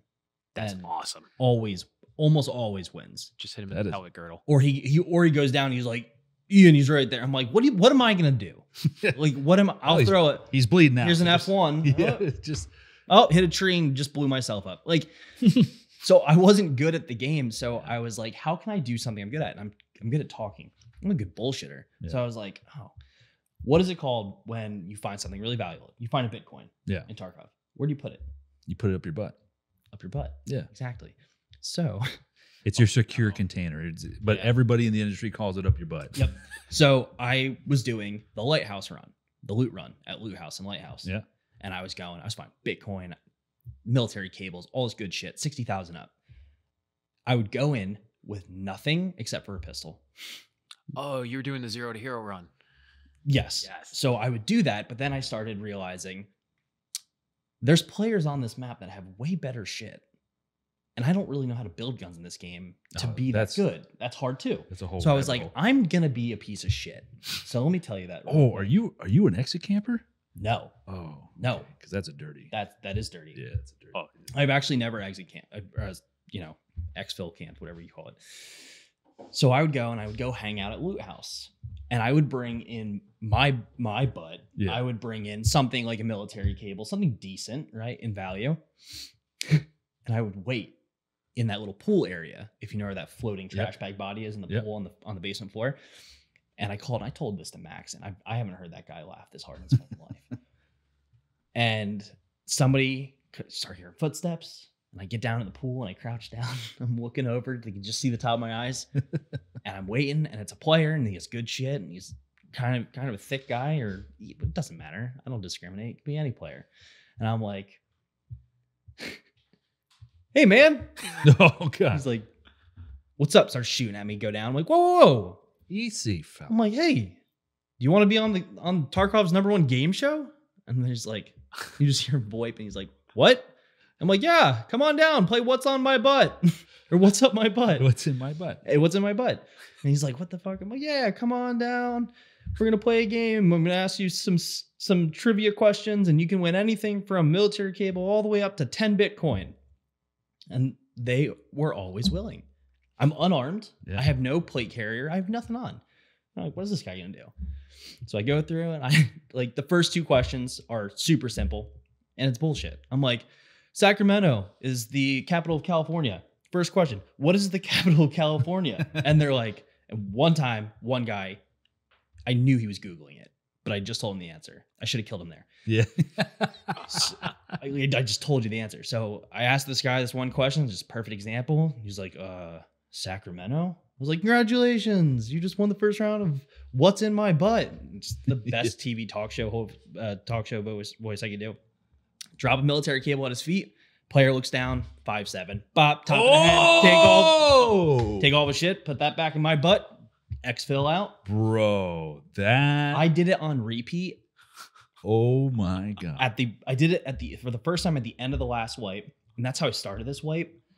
I had 35 PMC kills and 2 deaths Oh shit. until I just got to the point where I was like, well, I have good shit. Now I'll start running the right way because I have all this stuff. So yeah, What's in My Butt has been a very, very popular Tarkov game show. Dude, you're the reason why I trust literally no one. If somebody Yeah. VoIPs, I kill them because because of shit like Oh that. man, I hope I find you one. Dude, day. they could be And you're like, just like, mm-mm. they could be like, this is my first day playing. Please, I just need to finish this first quest or whatever. And I'd be like, whack. I don't trust no one because of people you know like what? you. People could do that. That's fine. No, that's I mean, awesome, that's fine. dude. I'm not losing anything when I go in there. I'll have a shitty pistol. Yeah, they're just pixels. a couple of but for anybody out there listening to this podcast, it's a Tarkov player that hates me now for what I just said. Yeah. Don't hate the player. So it's funny, Yeah, right. My friend and I last night were playing DMZ, which is not a big comparison, but similar. And we were trying to do basically the exact same thing because we thought it'd be fucking hilarious. Dude, Did not end well. be whoever you want. No. It's Tarkov, you know? People I'm a do game some show host. They do some amazing things in that Yeah. game. It's pretty awesome. Actually, the introduction of VoIP to that game was such a fucking positive. Does it make me a better person? Absolutely not. I feel bad sometimes doing it. Isn't that weird that a video game can make you feel bad about playing the video game? 100%. Like, it's, Well, I killed one guy. He was so nice. He was so nice. Oh. And I was like, and I actually thought about not doing it and just being like, be free, buddy. Here's your there cable. you go. Blew his brains out. Yeah. Texted his wife first, Yeah. and then I pulled the trigger. Hey, do you have any kids? No. What? That is heartless, dude. Yeah. Man, I'm out here just trying to like survive a raid, and you're over here tricking people. And just like, oh my! Is that not fun? No, that's awesome. on. Like, This is going to be micro content. Oh, man. you know what we're gonna have to do for this episode? In the bottom on YouTube, we're gonna have to put chapters in. Yeah. But all right, Yeah. so I figured, look, let's wrap up the video game chat, guys. If you want to join us in Arma 3, you can join the Grimnir Discord and ask them. Or the Zulu 24 Discord. Oh, yeah, you can do that too. I guess. We do have that. Join Discord. We'll share a link. Join Discord. Keep in mind, we are brand new and we're still trying to figure out how to crouch properly. So we've figured out that V makes you do this weird walk, like as if you were Yeah, trying to like step over a cat shit in your hallway. Because like Like, vanilla that's- Arma, there's no jump or Do you have a vault. cat? I do have two cats, but I'm saying that the character, when you look at him, when you press V, I know what you're does saying. he does this.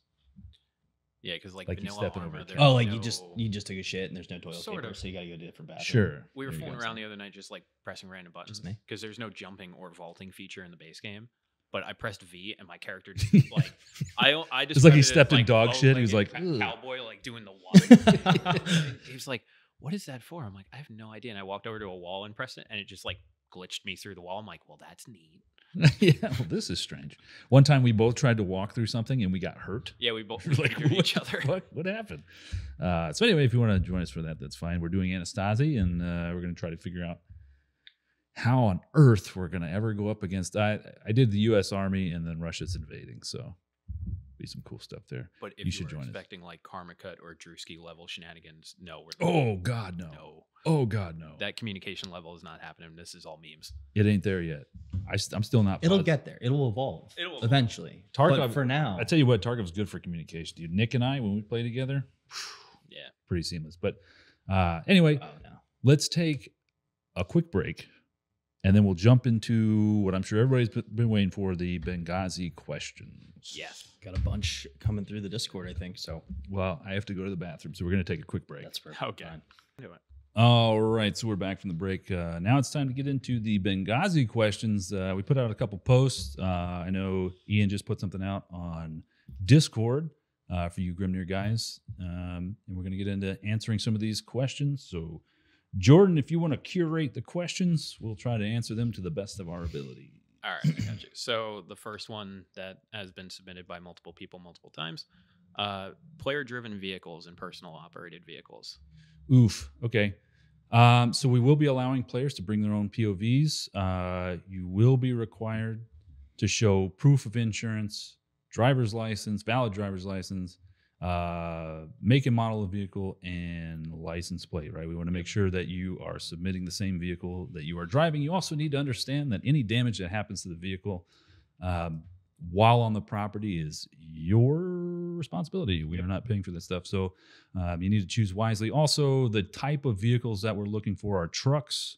SUVs are right? Yeah, trucks and SUVs only. actually. Trucks, SUVs, Jeeps, I guess, that type of thing. But what we don't want is like a broken down Toyota Corolla. Yeah, no Prius. No Priuses. Yeah, no, nothing like that. There is going to be a limit on how many player POVs we allow.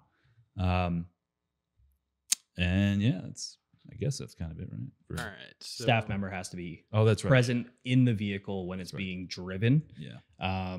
If it's a truck with a flatbed, 4 points of contact, no standing in the back of the vehicle. Yeah. You have to be sitting. on the bed. And another really important thing, specifically based off Panthera, is that the road that the event is on at Panthera is a public road. As in, Yeah. not every vehicle that's on the road is in the game. As in, yes, it may be Panthera staff, but it could also be Farmer Joe on his way to get some milk. And Yeah. So that actually brings up something I just thought of right now is maybe we should have a marking system for the vehicles. Like, some type of identification. yeah, even if it's just like a big red square I was or going to say something. an That's easy gotta way be- would be a VS17 panel on the vehicle. Yeah. Something, no shit. something to identify. Those are expensive though. Oh, we could make something similar because like the concept of it would work. Just Yeah. drill in. Yeah. Oh yeah, Just just right in the tap hood it of the in. Jeep. Yeah, Yeah. not like adhesive tape or anything. But yeah, they will a be magnet. capped. A magnet might not be A good magnet. Yeah, magnet. that would work. I like So magnets. we'll get back to you on how we're going to mark the vehicles. It'll probably just be day of. It's not that important, but because that's on our side. But yeah, we will be allowing POVs. Yeah. Okay. So next question being PID seems like it might be a challenge. How are you thinking about separating the teams? So there will be a faction war between the Op4 side. They will be marked specifically with like Armbands. armbands or region specific headwear, whatever, right? So that's not a big deal. Once those two teams kind of join up and it's just GRS versus them, look, GRS just has to wear helmets, right? You don't have to sleep with your helmet on or anything like that. But that is the defining characteristic, right? So anytime GRS is outside the wire doing whatever they're doing, they must be wearing their helmets. That is the specific thing. Realistically, most of the time, GRS is going to be right in their GRS compound or the ambush compound. So there's not going to be too much intermingling outside the wire anyway. It's worked well in the past and it should be fine. We're also looking for players who aren't intellectually challenged, who can actually identify a target and take it out. Yeah. I think thinking before you pull the trigger is going to be important. That fog of war is a pretty cool thing once you're actually in it, if you give a shit to actually participate in it. Yeah. But also I think it's important that when you're figuring out what you're going to wear, whether you're Op4 or GRS, think about what you're going to wear. Wear jeans, don't wear your cries if you're on Op4. Yeah. Like it makes sense to look the part, because if you're concerned about PID, then Also, it'd be cool, man. Like if all the Op4 guys like dressed indigenously, I'll call it, it'd be super cool. It would add so much more to the event, Yeah. right? But players have the ability to add to the event just as much as everybody else. yeah, absolutely. But the identifying factor is the helmet, right? And that's on GRS. We as staff have to be on top of that. Make sure guys, anybody going outside the wire is wearing a helmet. So All right. Yeah. I mean, that kind of goes along with this event could be really cool. It's just everybody has to put in their fair share to make it dope. that's it. All you Yeah. gotta do is read and understand the rules. That's it. Next question being, how long is the op from start to finish? And are we rucking our gear in like we did that one time at the undisclosed location? Oh yeah, I read this comment. It was West Point. It was the undisclosed. It was Yeah. I figured. So in terms of rucking, probably not. I mean, GRS is going to have like basically Friday to like set up their base or whatever. There's no need to ruck. There won't be a ton of ruck. No, there's no purpose.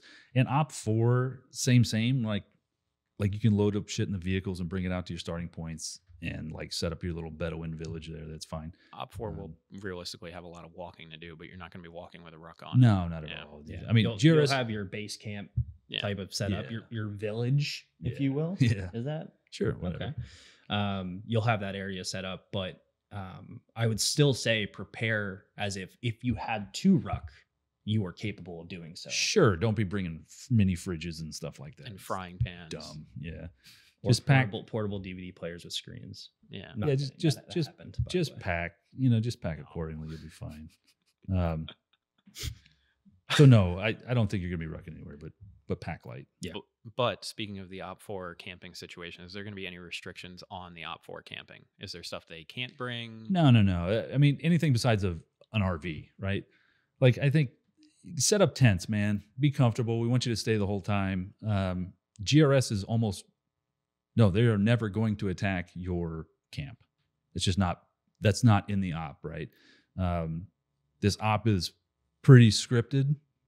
There's definitely some points where we let players kind of get out and do some things, but there's no point, right? One, GRS, their only task is really to secure the ambush compound and secure the GRS compound. Like, that's it. Yeah.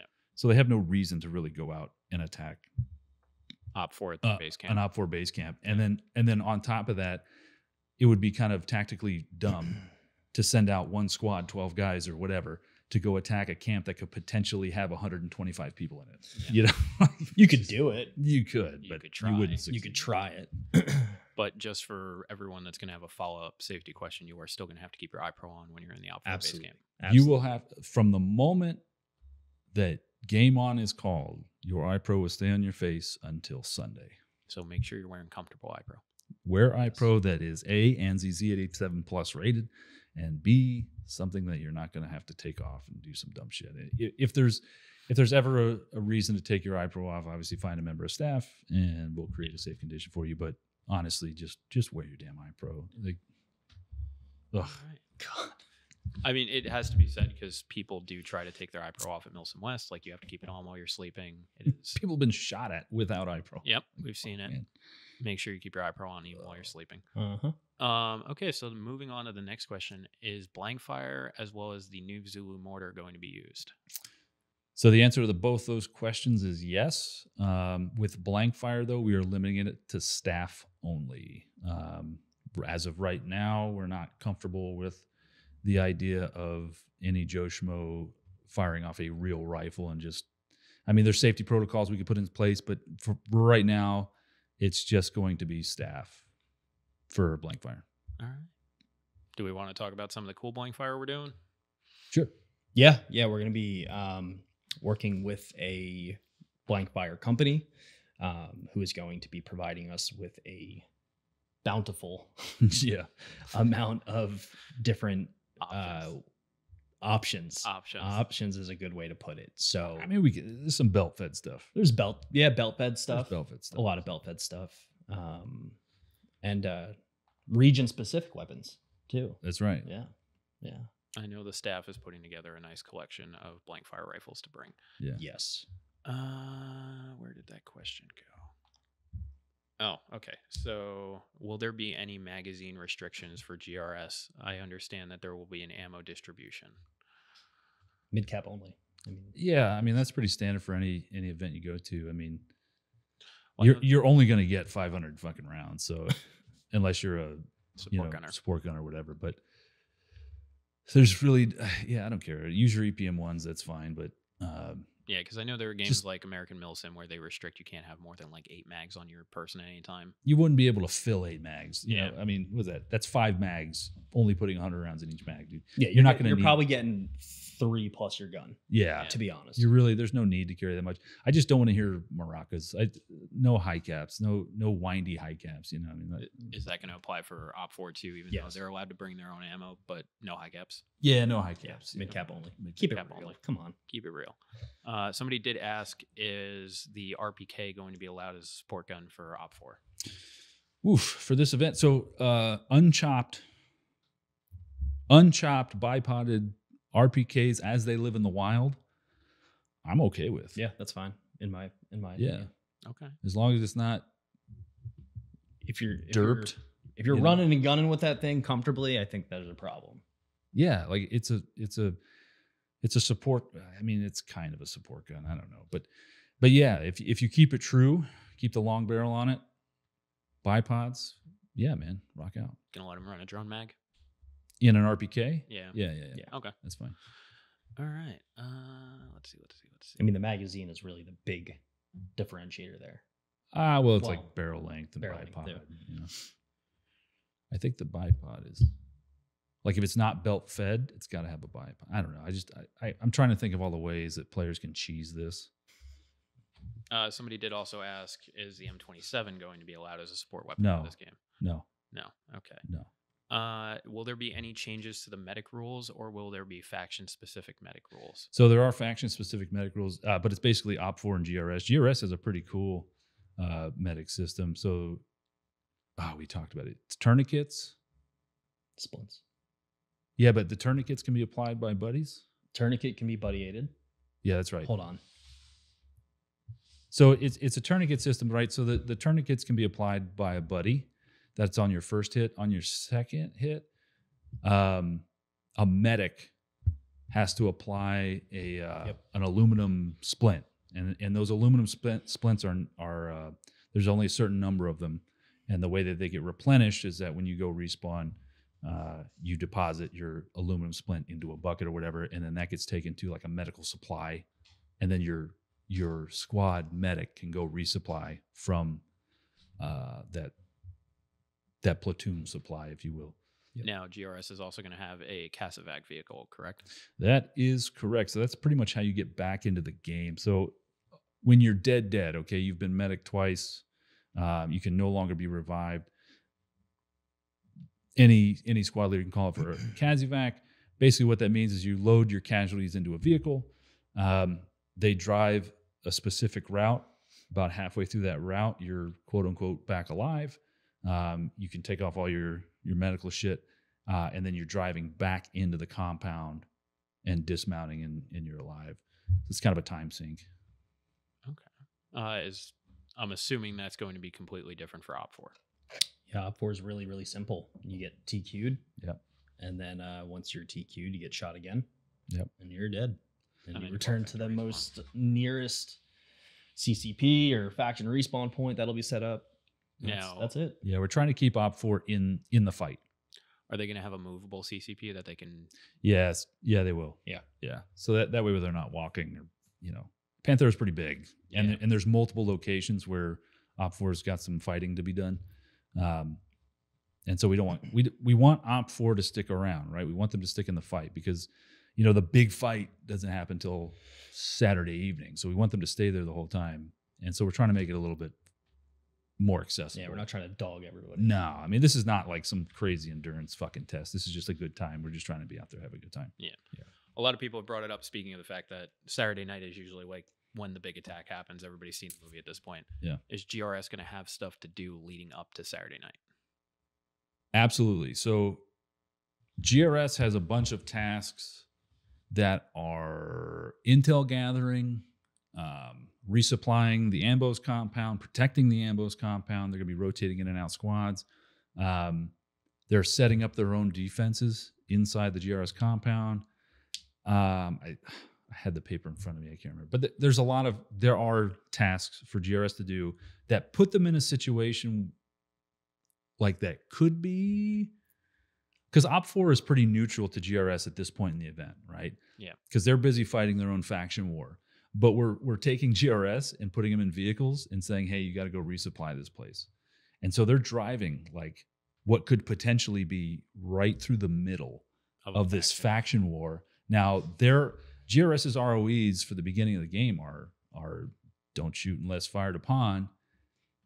And so it puts them in a position where like some hairy situations could develop or could not, or maybe there's always the potential. Yeah, like maybe there's an Op4 checkpoint that they have to go through, so they have to interact with Op4, and it's like dicey. You know what I mean? Like if you've watched the movie. But this is also where the freedom of movement to the players on both sides can be shown. Sure, I mean GRS is a lot more scripted. Like, hey, you need to go here and come back. But what happens during that transport can be vastly different depending on the situation. Could be. It's very, very much a dynamic environment. Yeah. Absolutely. We just need to tell the Op4, like, there's no tactical advantage to just shooting and killing all GRS.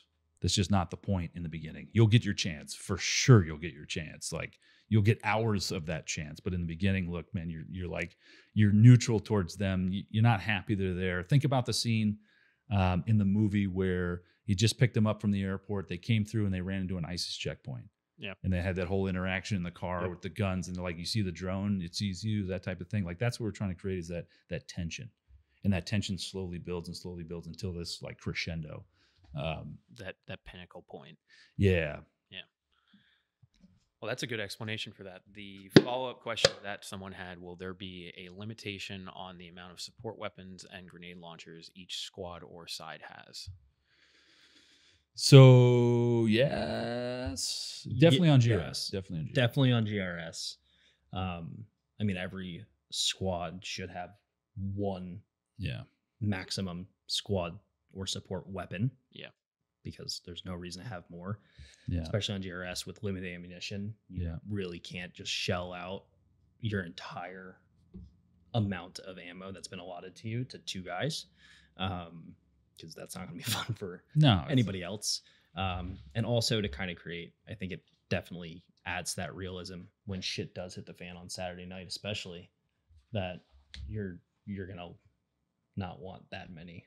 Yeah, I mean, the GRS will probably want everybody to have a saw. Well, of course, but the limited ammo is a large mechanic in the game, right? It creates scarcity, and it also creates anticipation and nervousness about the next attack. Like, oh shit, I'm only down to two rounds, or two magazines. I need to be more careful with my shots, or I as a squad leader need to position my guys better to be more efficient. In terms of grenade launchers, though, tag launchables are very scarce now, so I'm not too worried about it. Hard to find. Yeah, bring them. I don't. Yeah, if you bring, that's fine. Dude. If you want to, I don't care if everybody in the squad's got a launcher. Good luck finding the rounds for it. Yeah. Actually, if you do find the rounds for it, let me know so I can buy some myself. Okay, so next question would be, what were the initial thoughts into having Benghazi down in West Virginia? I mean, it's the perfect AO for it. I guess on the East Coast, that is accessible to Airsoft in general. Yeah, I think that's a big thing too, is that Panthera has played ball with us and been really accommodating for Grimnir specifically. That I really think that it is the best option in regards to space, distance in between major points of interest. I think is a huge thing, as well as the structures that it has to offer. The Panthera AO is massive. It is way, way bigger than people think it is. Yeah. It is huge, and it is not easy to traverse. It is not flat. There's zero flat. Yeah. I mean, the Mount Town is flat-ish. There's still ankle breakers for sure. Yeah, there's still ankle breakers. That's why I said ish. Ish. No, I mean, that's really the only Flat part. true flat area to the entire thing. But Panthera, I think we wanted to make this big. Yeah. We wanted this to be a big event. As an event, it gives you guys more lateral movement for what you can and can't do. Yeah. Sure. It provides both sides to be able to strategically move.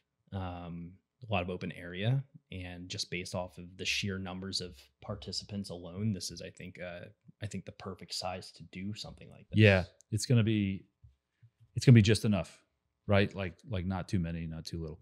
On the Zulu side of the house, the reason why we started looking outward to do Benghazi, the last time we did Benghazi at Zulu, so basically what happened is Benghazi grew at an exponential rate. I think I was telling you the last time I did Benghazi at Zulu, the GRS tickets sold out in something stupid like 3 or 4 minutes. Yep. Like it was ridiculous, right? It was a highly anticipated event throughout the year, and it got big, and it just got too big for Zulu in the aspect of the town. Thinking that World War III was happening, and so the cops got called. The cops came out. It was like a whole big ordeal.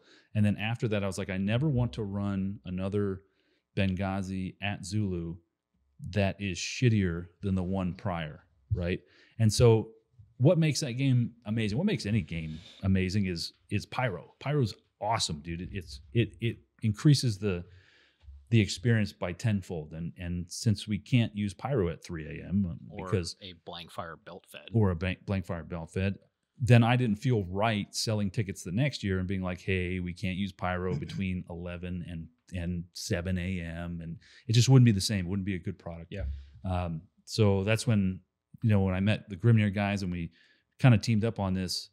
I knew this was the right decision to take it off site, take it down to West Virginia, where the gun laws are freedom, and we can use all the pyro we want, and like we can really go. It's a playground. We can literally go balls out on this. There's so much that we can do, and like just from an airsoft perspective, right? Like people dream of playing in a game like this, because we really have a true unrestricted blank canvas to make this visually and audibly and physically incredible. Yeah. And that's what we're doing. That's what we're aiming for. So, I mean, if you've ever been to a Benghazi at Zulu before, you kind of know, man, that game gets wild. Very At- hectic, very quickly. Yeah, man. From like 1 a.m. to 4 a.m. Yeah, man. From 1 a.m. to 4 a.m. It's a meat grinder. It's pretty awesome, man. But it's a good meat grinder. But that's why on our end we decided like, hey, man, we can't do Benghazi at Zulu anymore. Yeah. So let's look outward. You know.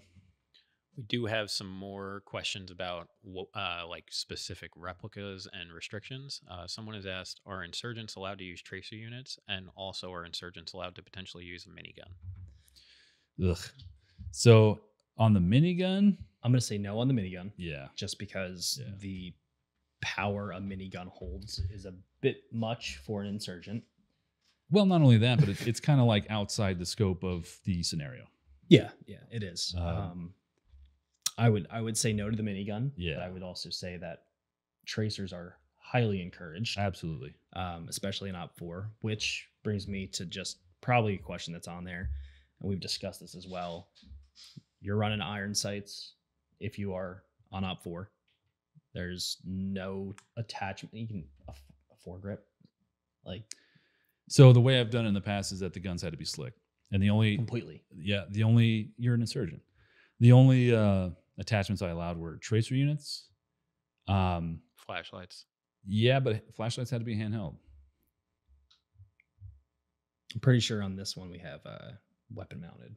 That's fine. Safety I'm okay with reasons. it. Yeah, I'm okay But For safety overall, reasons. my whole point is like optics wise, you're not using an optic. with it. No. The only people on Op 4 that can use an optic are snipers, which are first come, first serve, and very, very limited, Yeah. very capped. Extremely. I think there's only 3 for the entire Op 4 faction. Yeah.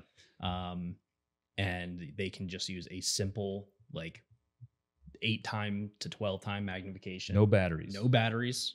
Nice. Old school. You're going hunting with your dad. Yeah. Just no battery. No digital Yeah, sights. No. like straight up. Yeah. So no thermals, no night vision. Oh, fuck probably. no. No. It's fuck it's a you. question. No. Fuck no. No, if you're Op 4, Your strength is in use your your numbers. eyeballs. Yeah. Strength and numbers. Strength is in your numbers. You're always going to know where GRS is at. You know what I mean? So it's not like you're very, very, very rarely, if at all, going to run into GRS in the woods where they have nods and you don't. You know what I mean? Yeah. Like you're always going to know that GRS is in the compound or they're at the Ambos compound. Like your strength is in your numbers. Like that's really what it is. More gun specific questions. Someone asked, they know that LMGs are going to be allowed to go full auto, but will there be an SMG rule No. for this event as well? No, So no full auto SMGs. guys. no, not for this one. This is everyone's favorite question. Will there be a patch given to those that complete the 40 hours at the end of the event? Yes. So I'm not sure about at the end, right? Op 4 definitely gets a patch. Obviously, GRS gets a patch. GRS's patches are pretty sweet. Actually, they're both pretty sweet. They are sweet. If you want, I can put them up on screen while you're talking about this. Yeah, that's fine. Now, whether or not we're going to give them out at the end, I don't know. We'll think on it. Yeah, I don't We'll know. think on that. I've done that in the past where only the people that stayed on the field at game over got a patch. Yeah. And it ruffled a lot of feathers, but guess what, man? It's called 13 hours, not 11 hours and 20 minutes. You know what I mean? Well, this one's for Well, I 20 know, hours. but yeah, so I don't know. We'll throw that one back around. I mean, the GRS patches are pretty fucking cool and they serve a tactical purpose. So maybe I'll make a third patch that's like, You made this Completion patch. yeah, like a that completion. everybody gets. Who stays. Who stays? Yeah. Yeah. Like game over, ceasefire, everybody come to the GRS compound. That's when we hand those It's a patches out. bonus. Yeah, That's not a bad idea. right? I was gonna say that. I like that. Though. You have your faction specific 100%. patch, but you only get like the game patch You get the game patch. Yeah. if you make it through. Yeah, because like the GRS patches that we're working on, we'll talk about more of this after, but they're actually IR reflective. So it'll be good for IFF for GRS. So it's useful to give that out at the Yeah. beginning, you know. Give me 1 second. I'm just pulling up the next question. Somebody had asked about ammo stashes for GRS. Will there be a point where they'll have to go out and search for ammo? I think there is. I think we did write in. I think we did write in one like resupply mission type thing. But Yeah. for the most part, everything, all the ammo is going to be distributed by command.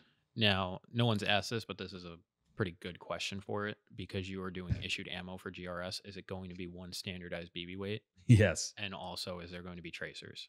So the issued ammo, as far as I remember, is Blue Mag 3.0's tracers.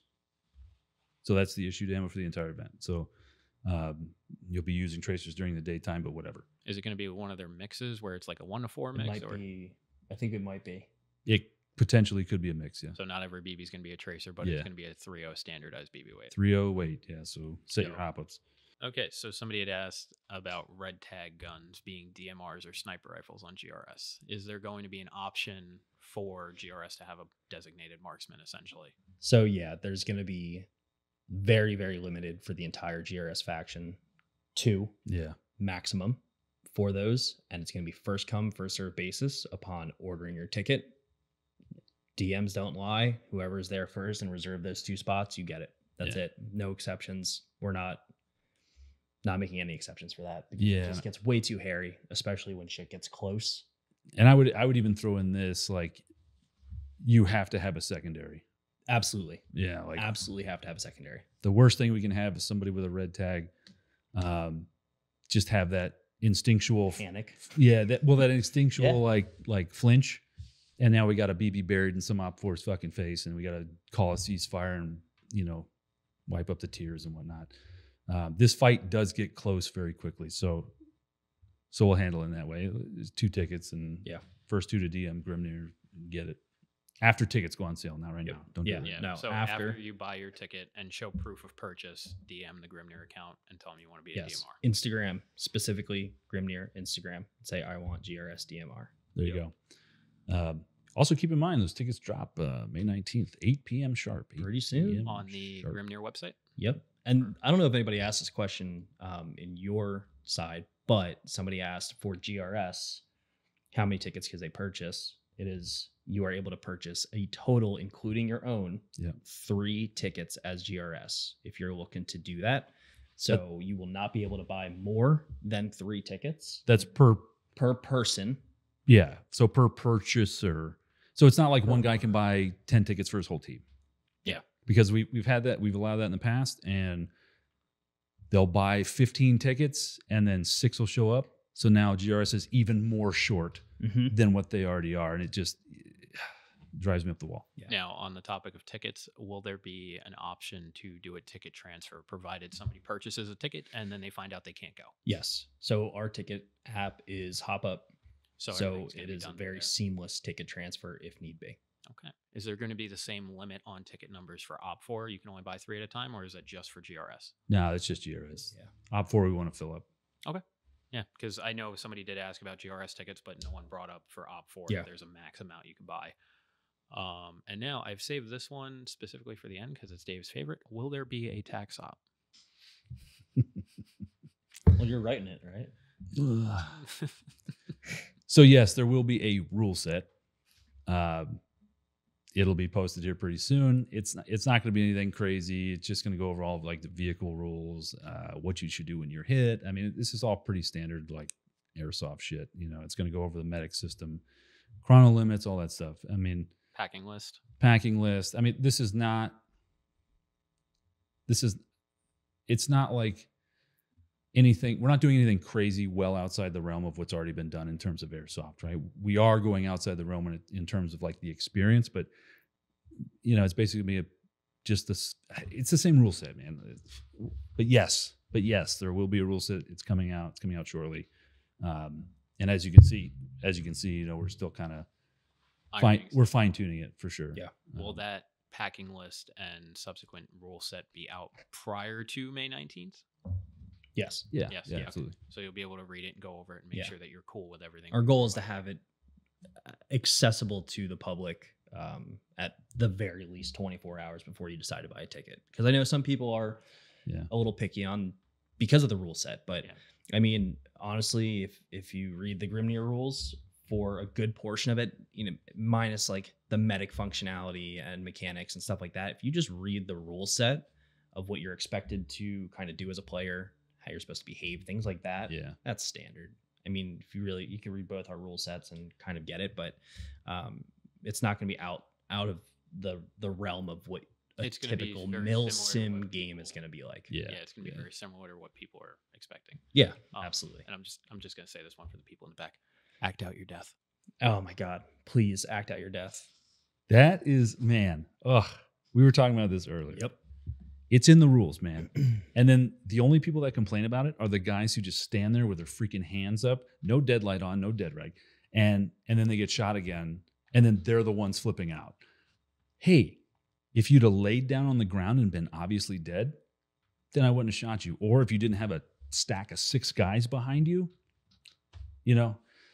act out your death. Make sure at night, especially Op 4, make sure you have a blinking dead light, because under NVGs, a red light just looks like a light and you can't tell. So it's got to be blinking. That way, when you're laying on the ground, at least the GRS guys will be able to see that you are definitively dead. During the daytime, just act out your death. Same with GRS. Are we going to be okay with them acting out their beautiful airsoft death and then pulling out a dead rag and putting it on top of themselves while they're laying on the ground? I'm fine. Anything after you acting out your death that is more definitive is only going to benefit you as the player. Okay. So that's fine. I'm not worried about immersions, right?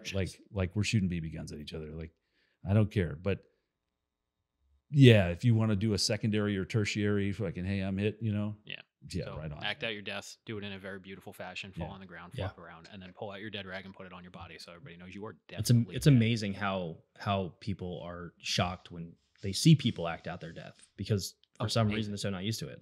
Like I was saying earlier, we went to an event at Skirmish a couple of months back, and it was one of the last fights of the day, and we were pushing a Connex, and it wasn't in the rules. I guess I'm maybe just kind of like primed to be this way. No, we all do it. I'm a tryhard. I don't know. But myself and one other guy got shot crossing this area, and we went down, and there were a whole bunch of dead players, surprise, standing on the boundary tape line of this Connex area, and they started cheering. That was the coolest shit I've ever. I'm like, I'm sorry, what? Like, Yeah. this is how it's supposed to be. Yeah. Go down, cry for your medic, cry for your mom, Yeah. whatever. It Flop around adds and roll to the audio. It adds man. to the ambiance. Like, sell it, man. Have fun. Like, obviously, you get shot and you're standing on a pretty steep cliff or something. Like, Don't be find dumb. a Yeah, steep do a area, safe- lay Yeah. down. Don't be dumb. If you're like, oh, there's a rattlesnake, like, Yeah. take a few steps away and die quietly over there. If there's a puddle, take a few steps away and then die. Like, Yeah. it's not that hard. And if you can't, fall down and you're too tired to pick yourself back up, hit the weight room. Something. Some of the most fun in airsoft I've had is during World War II events, because everybody who Yeah. plays World War II Yep. is like deep down that rabbit hole, and they all of them do it. It doesn't matter what the rules have said or whatever. They do it. all fake their deaths, and like they intentionally like pop their helmet. Like if they get shot in the head, they intentionally like pop their helmets and stuff. It's so much fun. That is so cool. The most fun I've ever had at Zulu is when we have 40 players for a World War II event, and we're just out there having fun. And it's almost like a competition, like whose death can be the coolest. That's great. Oh man, it's so much fun. The best moment I've ever experienced in regards to a large group of people dying sounds so messed up. Yeah, right. But we were at Panthera for Galahad. Yeah. And on the other side of the hill, there was a couple of guys on IGC. CFI went, pushed that hill, and there was a good firefight. And I was at the top of the hill, God. and the firefight had ceased. And you just hear just screaming Yeah. and people crying. And I was like, it was haunting. Yeah. Like, it sounded awful. But there was a moment where I was like, this is airsoft. Like, Now imagine Like, that. wow. Imagine that at Benghazi, where it's pitch black, it's dark out, and all you hear is Moaning like and moaning and groaning out in the reeds. That'd be crazy. yeah, if you want to do your part, act out your death. Yeah, man, make it fun, dude. You don't want to act it out, then we're gonna have some at the choice very words. look at the very least, lay down. Yeah, you don't have to make noise if you The- really don't want to. At the very least, lay down, because It's I more know fun if you do, though. I know some people are really afraid of being cringe lords or whatever. Because It's okay to act out your death. We're LARPing, guys. yeah, because but some guys are training. Well, they're too cool to Like be train. airsofters, Yeah, but they're playing. but Airsoft. they went to airsoft. Yeah. Because you know why? It's because the Navy SEALs are like just about to call them for a mission. Well, yeah. We noticed you guys are so good at airsoft. We got the special mission. We want you to go on. SEAL Team 9. Yeah, that's every airsofter. SEAL Team 69. Wet. Nice. Funny numbers. So that's actually all the questions we have. There are a lot more in terms of the amount of comments we got, but those questions pretty much answered everything. Oh, do we have anything on Discord? He was reading off them. Oh, Reading shit. it. He had access to it, yeah. Yeah, because a lot of them were like duplicates, like the same like somebody would ask a question and somebody would ask a very similar question. Yeah. So we kind of covered them all with a very finite number of topics. Cool. But with this releasing, to coincide with the release of this podcast on Grimnir's Discord, we're going to add a Benghazi question channel specifically, where it's a nice open discussion where you're nice to each other. Yeah. Yeah, because I saw that in the Grimnir Discord as I was going through the questions. Like some people were asking questions and immediately getting a response from your fans. So like we didn't even have to go over them; they were kind of covered, which is good. Which we always Yeah, appreciate. Some people doing us a solid on that heavy lift because there are a lot of questions, and we're totally cool with questions. And we know the rule set's not out yet specifically for Benghazi, but I think any producer can ask the same thing. Any field owner can ask the same thing in a rule set. Just read the rules, and we are more than happy to clarify. We have a really positive, awesome community between Zulu and Grimnir that is willing to help make you feel comfortable. And sometimes there are rules out there that are up for interpretation, right? And we've tried to mitigate it and create rules that don't really kind of give that much interpretation, but just by its nature, some will. But read the rules first. If you still aren't clear on things, feel free to ask. Yeah. You'll get a respectful answer.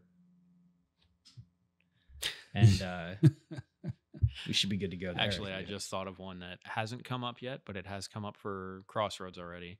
Are either side going to be allowed to use ghillie tops or viper hoods? Yeah. So for GRS, right, like there really is no uniform requirement except for the helmet. So GRS is fine, but OP4 is basically this, right? You're at home in your town, you're about to start cooking dinner, and then you get a phone call that's like, hey, let's go attack this GRS compound right now.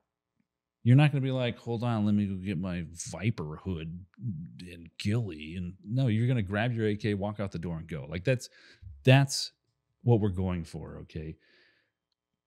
A ghillie, I don't know, fucking ghillie suit.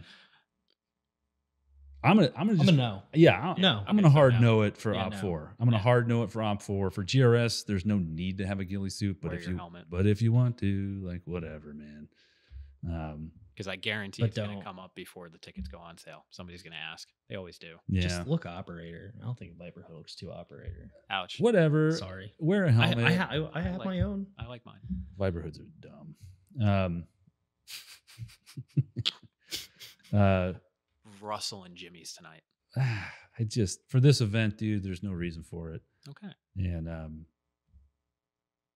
I just want this one to go well. And the more you sit here and like dissect like every cringy thing you've ever seen in Airsoft, you're just like, oh my God. I just want some mature people to come out, have a good time. And play the game. Be respectful, follow the rules, follow the game. And then at the end of it, we'll all sit down, do a little AAR, and we can kind of dissect what we can do better next year. Maybe that can come up, right? We'll have the sustain and improve section. Sure, right. Yeah. But we just want to make sure that the groundwork is laid for this one. And we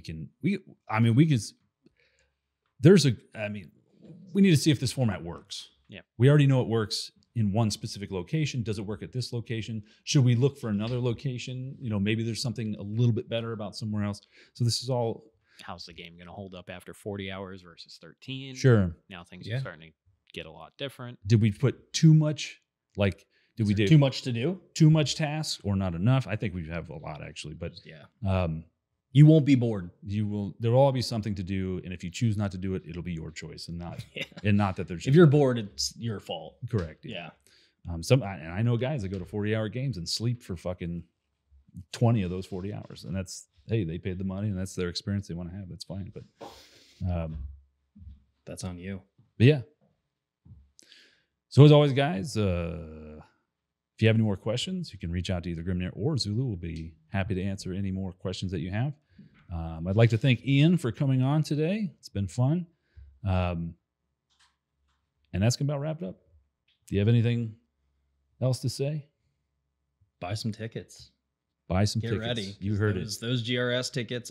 Honestly, from what I'm seeing, those Op4 tickets, I don't think anything's going to last very long. No, I think you're right. There's a lot of buzz. Big if tickets sell out super fast and you go through all 250 Op4 and all 50 GRS, is there a potential for more tickets to be open down the road? So we had that discussion. There's potential for it, but we don't want to overextend. Yeah. You know, I mean, sometimes player count can deteriorate the game. And so we'd have to sit down and really analyze the numbers and what's going on. And refer back to the previous conversation about quality over quantity. Yeah, exactly. Quality over quantity. Yeah. I mean, everybody has a responsibility as a player to make this a solid event and to add to their own experiences. The people that go and, go to this game and they're, in their squad or even on the other faction. I mean, it's a very, very quality over quantity thing, even though there is a lot of people on Op4, but the substance and sustenance that we're providing to those players, I think is going to really add to the quality. So do your part, add to the event. Yeah. Get ready to buy those tickets because they're going to move quickly and there's only so much we can't really do anything. I mean, you miss the tickets, you kind of miss the tickets. So. Yeah, you miss the bus, man. You're staying home. That's just the way it is. I mean, we have so much other things in terms of planning to worry about as opposed to being like, oh, but I'm your friend. No, man. Like, you gotta be on it. You gotta be on it. Yeah, you gotta be ready to go. That kind of falls back to the previous with the quantity over quantity, that you can't just show up to a game and expect it to be good. You have to help make it good. Yeah. Sure, absolutely. I mean, that's the whole mindset of a player, right? Is that you're coming in, you're abiding by the rules, you're staying within the confines of the event structure itself, because we have designed it to be a specific experience, right? The end result is that you can say, wow, that was awesome, or oh, this sucked because all I did was sit in my tent all day and play with my Switch. You didn't actively participate in the game when there was plenty of stuff to do. Yeah. Oh, they made us lay down in the cold, wet dirt. Oh, it's going to be August. In the dry. It's West Virginia. It might be cold. Yeah, right. Yeah, who knows? Who knows? You never know. But yeah, so I think we can wrap it up now. And what's your knife? Yeah, the knife company is Red King Blades. RedKingBlades.com. Have a whole bunch of drops coming, different models. But for Grimnir, we have an event coming up in June at Skirmish, and there's not that many tickets left. Nice.